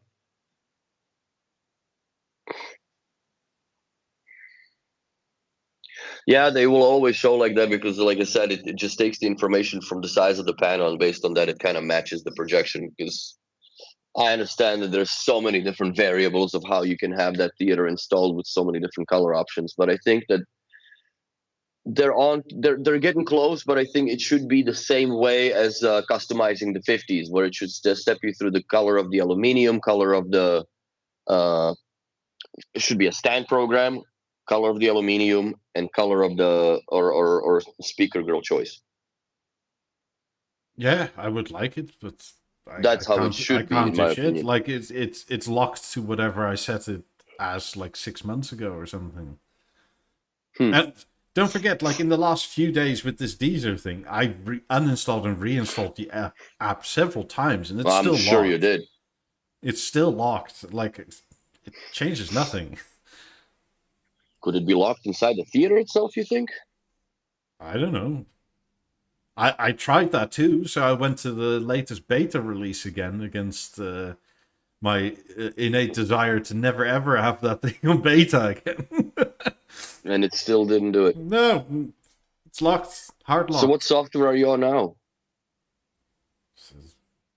3.4 or something. Like 'Cause I'm the I'm latest beta on for the app and the latest beta for the theater.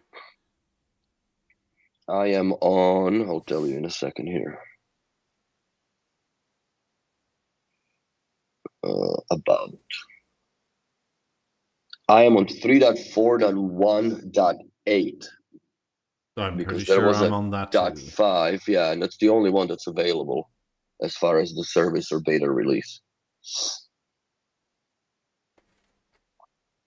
Instead of buying theater, isn't it better to buy a BLF5? No, absolutely not. But that's not equivalent. No. Like whether like besides it being personal choice, right? Like a theater is not well, it produces sound, but it's not a stereo set of speakers as such. It's an AVR, it's a TV system. It's It's like the hub. yeah, it's Well, just yeah, like asking should I it's the buy a same point, but bicycle or a wheelbarrow? It's like yes, they both have wheels, but it's like it's not two the different same. purposes. Yeah. No, it's So they are compatible, but it's not like they're so totally different things, right? Like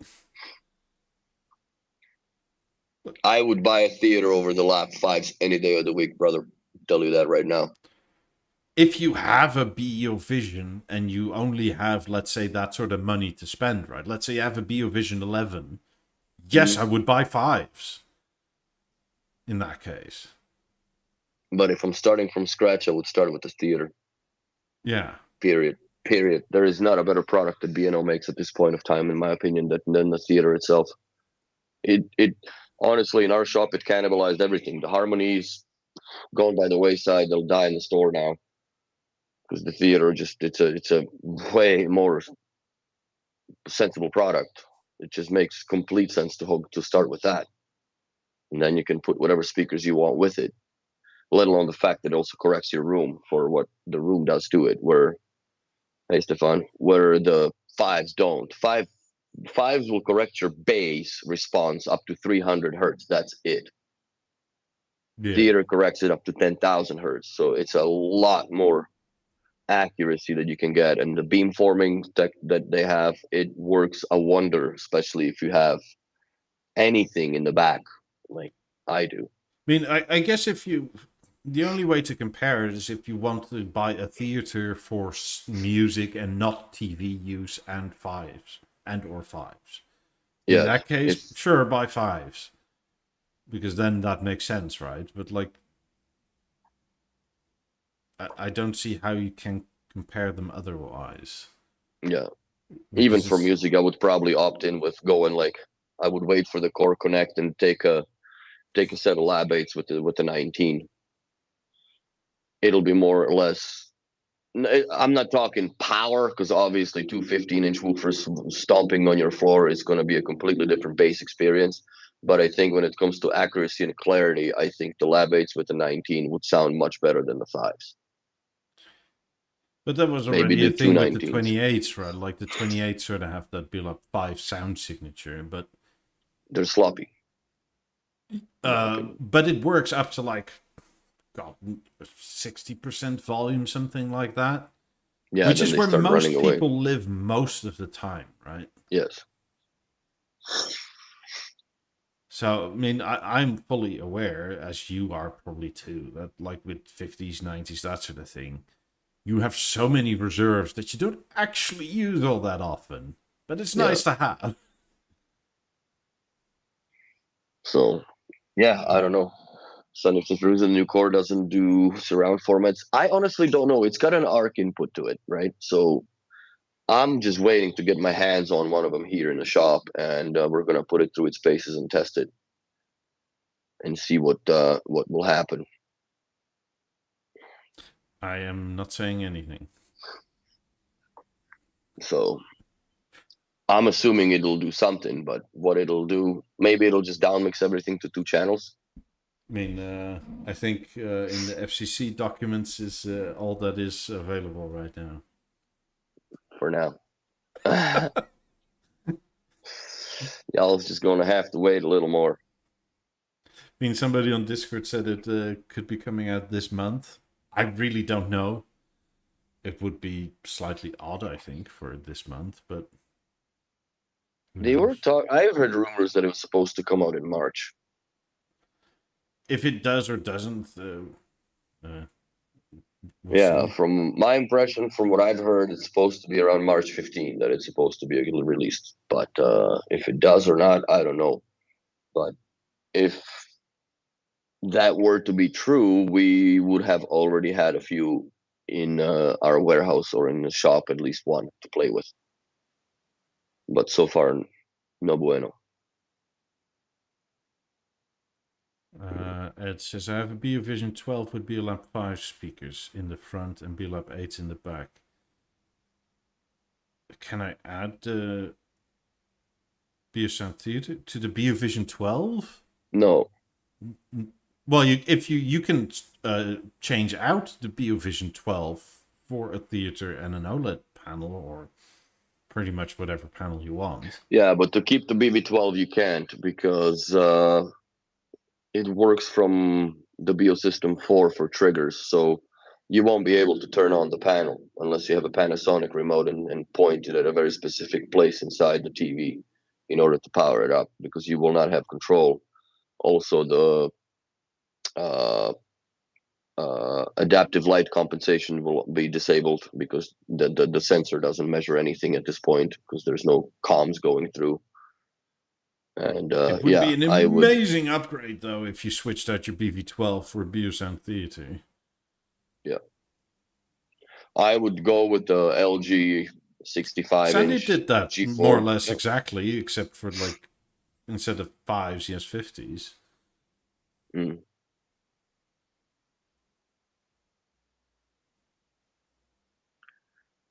So yeah, as sad as it is, I would either move the BV12 to a different room if you have room for it, but I wouldn't even, or you know what, even better yet, because you obviously have a Beosystem 4 with it, trade it in, see what you can get for it. Oh, you can I would still get trade money it for in. BV12s. Yes, I would trade it in or sell it personally somewhere out and get yourself a Beosound theater with Yeah. the G4, because G4s are out now, I think. I don't know. I bought an LG C3 recently on sale. Yeah, but I I would wait for the G4 panel. The processing is supposed to be every doubled time from the I G2s. walk into my bedroom, I still am not sure if I bought a screen that is too big because I have a 65-inch in the bedroom. That's okay. Yeah, but It's it's not bad. big. It's Well, big. for now, you'll get used to it, bro. Don't worry. It's quite a thing. Like that whole like I have a closet and then the bathroom, right? And that entirety of the wall in between is just TV. Nice. As long as it fits between, bro, it's all that matters. Yeah. I mean, I must say the sharpness on that C3 compared to a C2 is quite impressive. Yeah. Yeah. I mean, yeah, I've been an OLED aficionado ever since it came out. It just needed a few years from like To was mature. the C6 or whatever was sort of like, but essentially from the C7 and up, it's been You can't go wrong now, fantastic. especially like I would still go with the G series because they're super thin and they're more paddable friendly as far as if you are going to put it on a VESA mount. I would definitely have well, it depends how savvy your installers are, but I would take the back panel off and pad the shit out of the back of the TV so it doesn't vibrate with the VESA. That's one thing that really is something that B&O has zero control over. But I think that they should develop a vibration kit per se for the LG panels that techs can open the TV and just put padding in certain specific strategic spots to stop the panel from fucking dancing inside itself as the bass drivers are tearing it apart from underneath. Because theater's got a lot of power, man. A lot of power. Very surprised still to this day. So that's the only thing. But yeah, I would you had that BeoVision 12 for at least 10 years now, if I'm not mistaken. Yeah, probably, unless you bought it secondhand. But either It came out way, in like, 2012, yeah. yeah. I mean, it still has not a shit ton of residual value left, but it's not valueless. Hmm. Yeah, you can get definitely something for it. You probably will get more for the Beosystem 4 than the panel itself, in my opinion, Yeah, but because that is still a brain that can be driven a whole bunch of other things, including, third-party panels. I mean, it depends on a bit on where you are.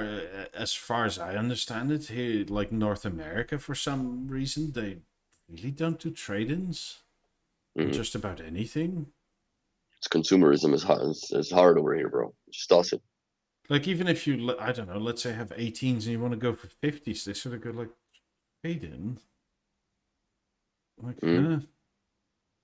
Like $500. It's like Yeah, here you go. it's weird here. Yeah, people don't like trading stuff in here. I don't know why. It's not as customary as in Europe, where people value their investment more. I guess where here it's much more consumerism or consumeristic. I guess. Well, people just move on, and I see it too. Fuck, we just rip out panels. TV works. Fuck it. I want a new OLED, whatever, because I bought the stage or a theater.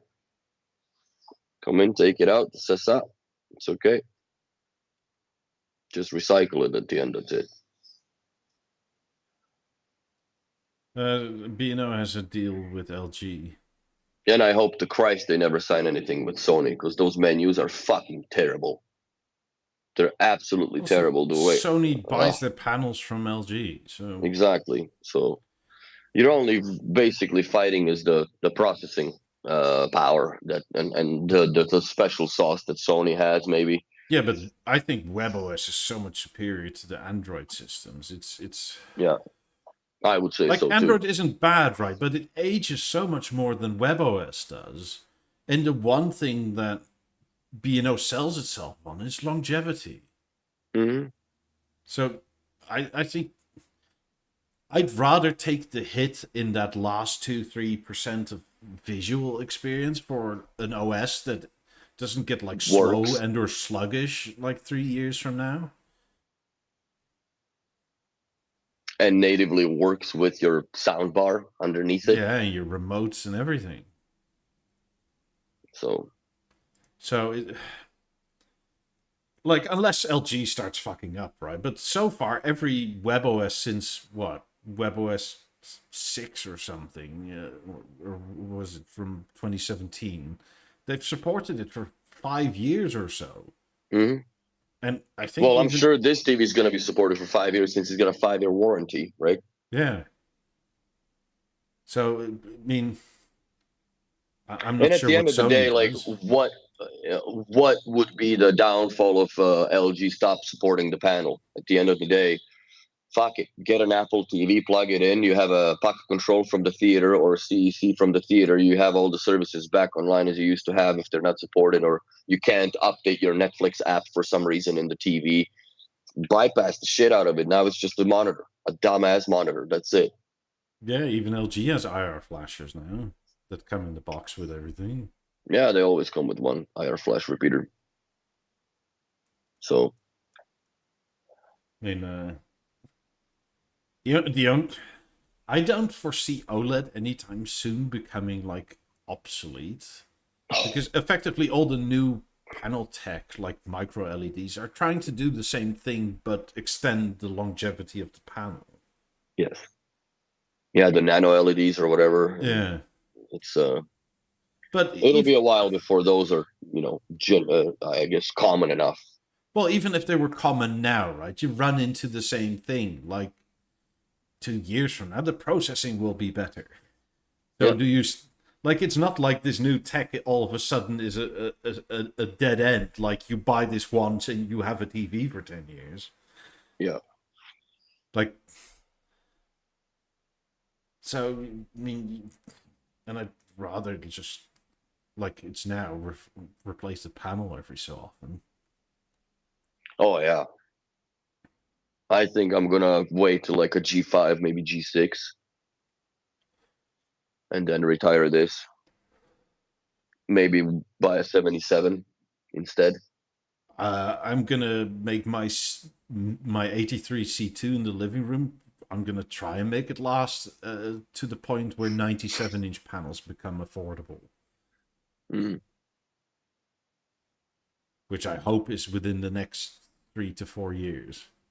Yeah, it should be. And by affordable, I don't mean like they're gonna be like $3,000, right? Like Hmm. just At no least thirty longer percent over to forty 12 and a percent off. half. Like Yeah. currently they're like 25 or something, which is like I'm Mm. not spending 25 grand on a panel.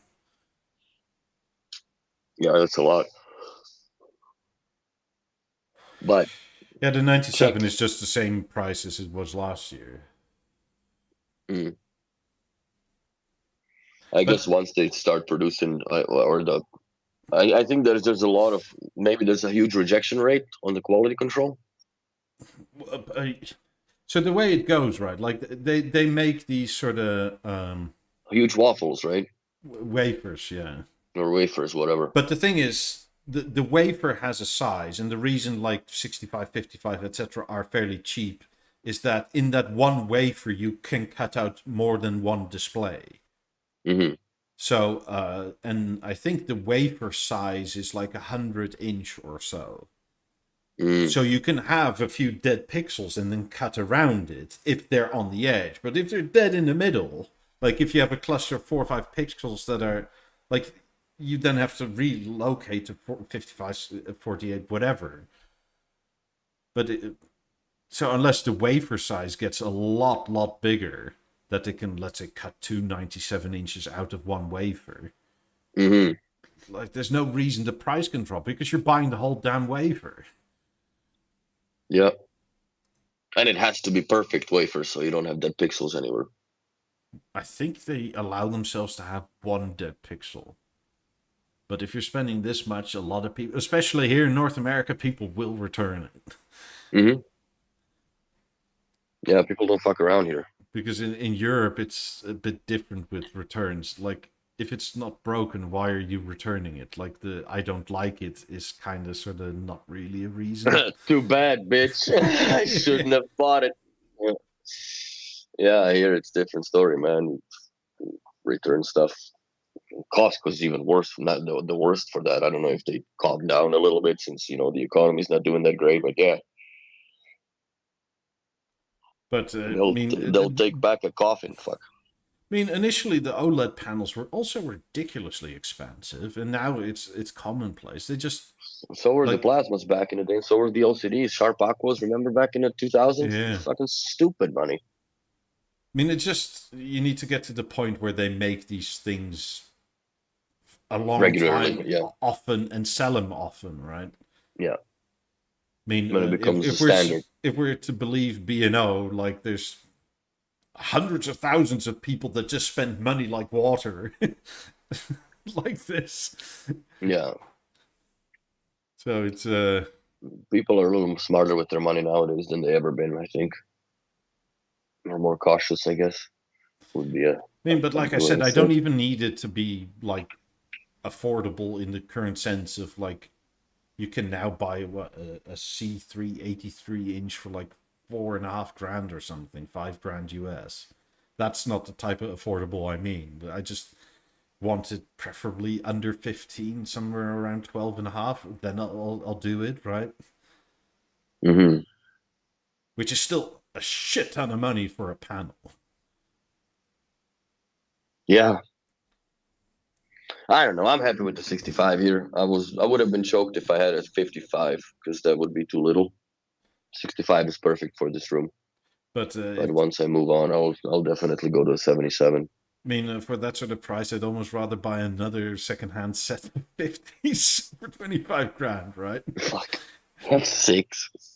Where Yeah, would you put those? surrounds. Jesus Christ. How many speakers? You have 10 right now? Excluding the theater, yeah. Yes. Okay. Yeah, Well, you're a I pair have shorter. 12. I'm just not using the 18s. Oh, I mean, I can attach the 18s, but for what? surrounds? I don't know. That's why I didn't attach them. Jesus. I think Also, if you did 12 speakers, you would have issues. Well, the software that has been released now has been correcting it. It has corrected it, but there was a problem with the speaker assignment above 12 speakers in an above 12 speaker setup. so yeah. I mean, I may try adding the 18s for, but A also the way weekend. my living room works, it kind of is not conducive to put them anywhere, right? Sandeep, with all due respect. No, I Well, put the 18s in the bedroom, like we were like originally planning. way where this all came from, like way back in the day when 50s launched. Uh, I was considering 90s, but back then even I thought, Jesus, this is expensive, not knowing where we are today. But Now they're out of reach. Now the 90s cost, 50s cost the original starting price of the 90s now. almost, yeah. Yeah. But the back then the idea was I can get a set of 90s and become a stereo head, which I knew I wasn't really, or I can get two sets of 50s and call it a day and enjoy that way and have some money left over for like a TV or whatever Eclipse at the time. Mm-hmm. Well, then my first set of 50s was so painful. Started the podcast. Yeah. So that went out the window again, and then it's sort of like teeter-tottering, and then once the 50s were fully good, which amazingly took like 2 years in my experience, Mm-hmm. then it sort of came back. But then again, the prices were up, and then I lived in a different place, and it's sort of like, and the place I wanted to buy didn't go through, and it's like, And then I moved here, and it's like, yeah, the full-on Dream is back, but instead of just 450s, it became 450s with 617s, which is what I have now. Mm-hmm. That's not bad. And especially because if you sit on the couch, to the left is the kitchen, right? So there's a lot of open space, and there's a sort of L wall that goes like that. But that's also where like the cats from the moment we moved here decided to eat. So like I kind of don't want to put a speaker right there, Mm-hmm. because whenever they're hungry, they start rubbing up against shit. Not the 50s. Well, or the 18s. I like Yeah. those 18s are precious to me. So yeah, and it's the only speaker I will never ever sell. So I mean, we're actually speaking about this last night, and the missus said like the 18s are by far the prettiest speaker we have, and I'm not 100% sure I agree, but I also am not disagreeing. They're a beautiful sculpture, man. Yeah. They're definitely beautiful sculpture. I mean, it's to the point where I'm actually thinking maybe I use them as PC speakers, because currently I don't have any. Why not? Put them beside the table, fuck. They're high enough with the tweeters and everything that like even if you're sitting, you're gonna have the entire speaker drivers in front of your face. Yeah, and I can easily move my desk over a bit. Yeah. So there you go. So yeah, that was the Dream, and we're now at the Dream. Like the only way to improve it is get 90s up front, but I kind of don't want to. I think 450s are a better idea Yeah. than the set of 90s and 50s. I mean, even it's not even the money thing necessarily. Even if the price Mm-hmm. was still the price of 5 years ago, like I kind of don't want 90s up front now, because it's epic the way it is. So Yeah. Well, I can't wait for the day that I can pull mine out of the storage locker, bro. well, before that happens, you're gonna drive by here, so come and experience Yeah. some proper surround. There's some proper ass around for sure. Anyways, On that note, thank you everybody for watching, liking, subscribing, that sort of jazz. Come join the Discord if you haven't yet already. and don't forget to set your clocks, y'all. That's next week for the Euros. For Europe. Oh yeah. Well, no, I'll do it tomorrow. So show up early. Fuck it. You go home early as well. That's it. Have a good week, and see you next week. Thanks for watching. Bye. Bye.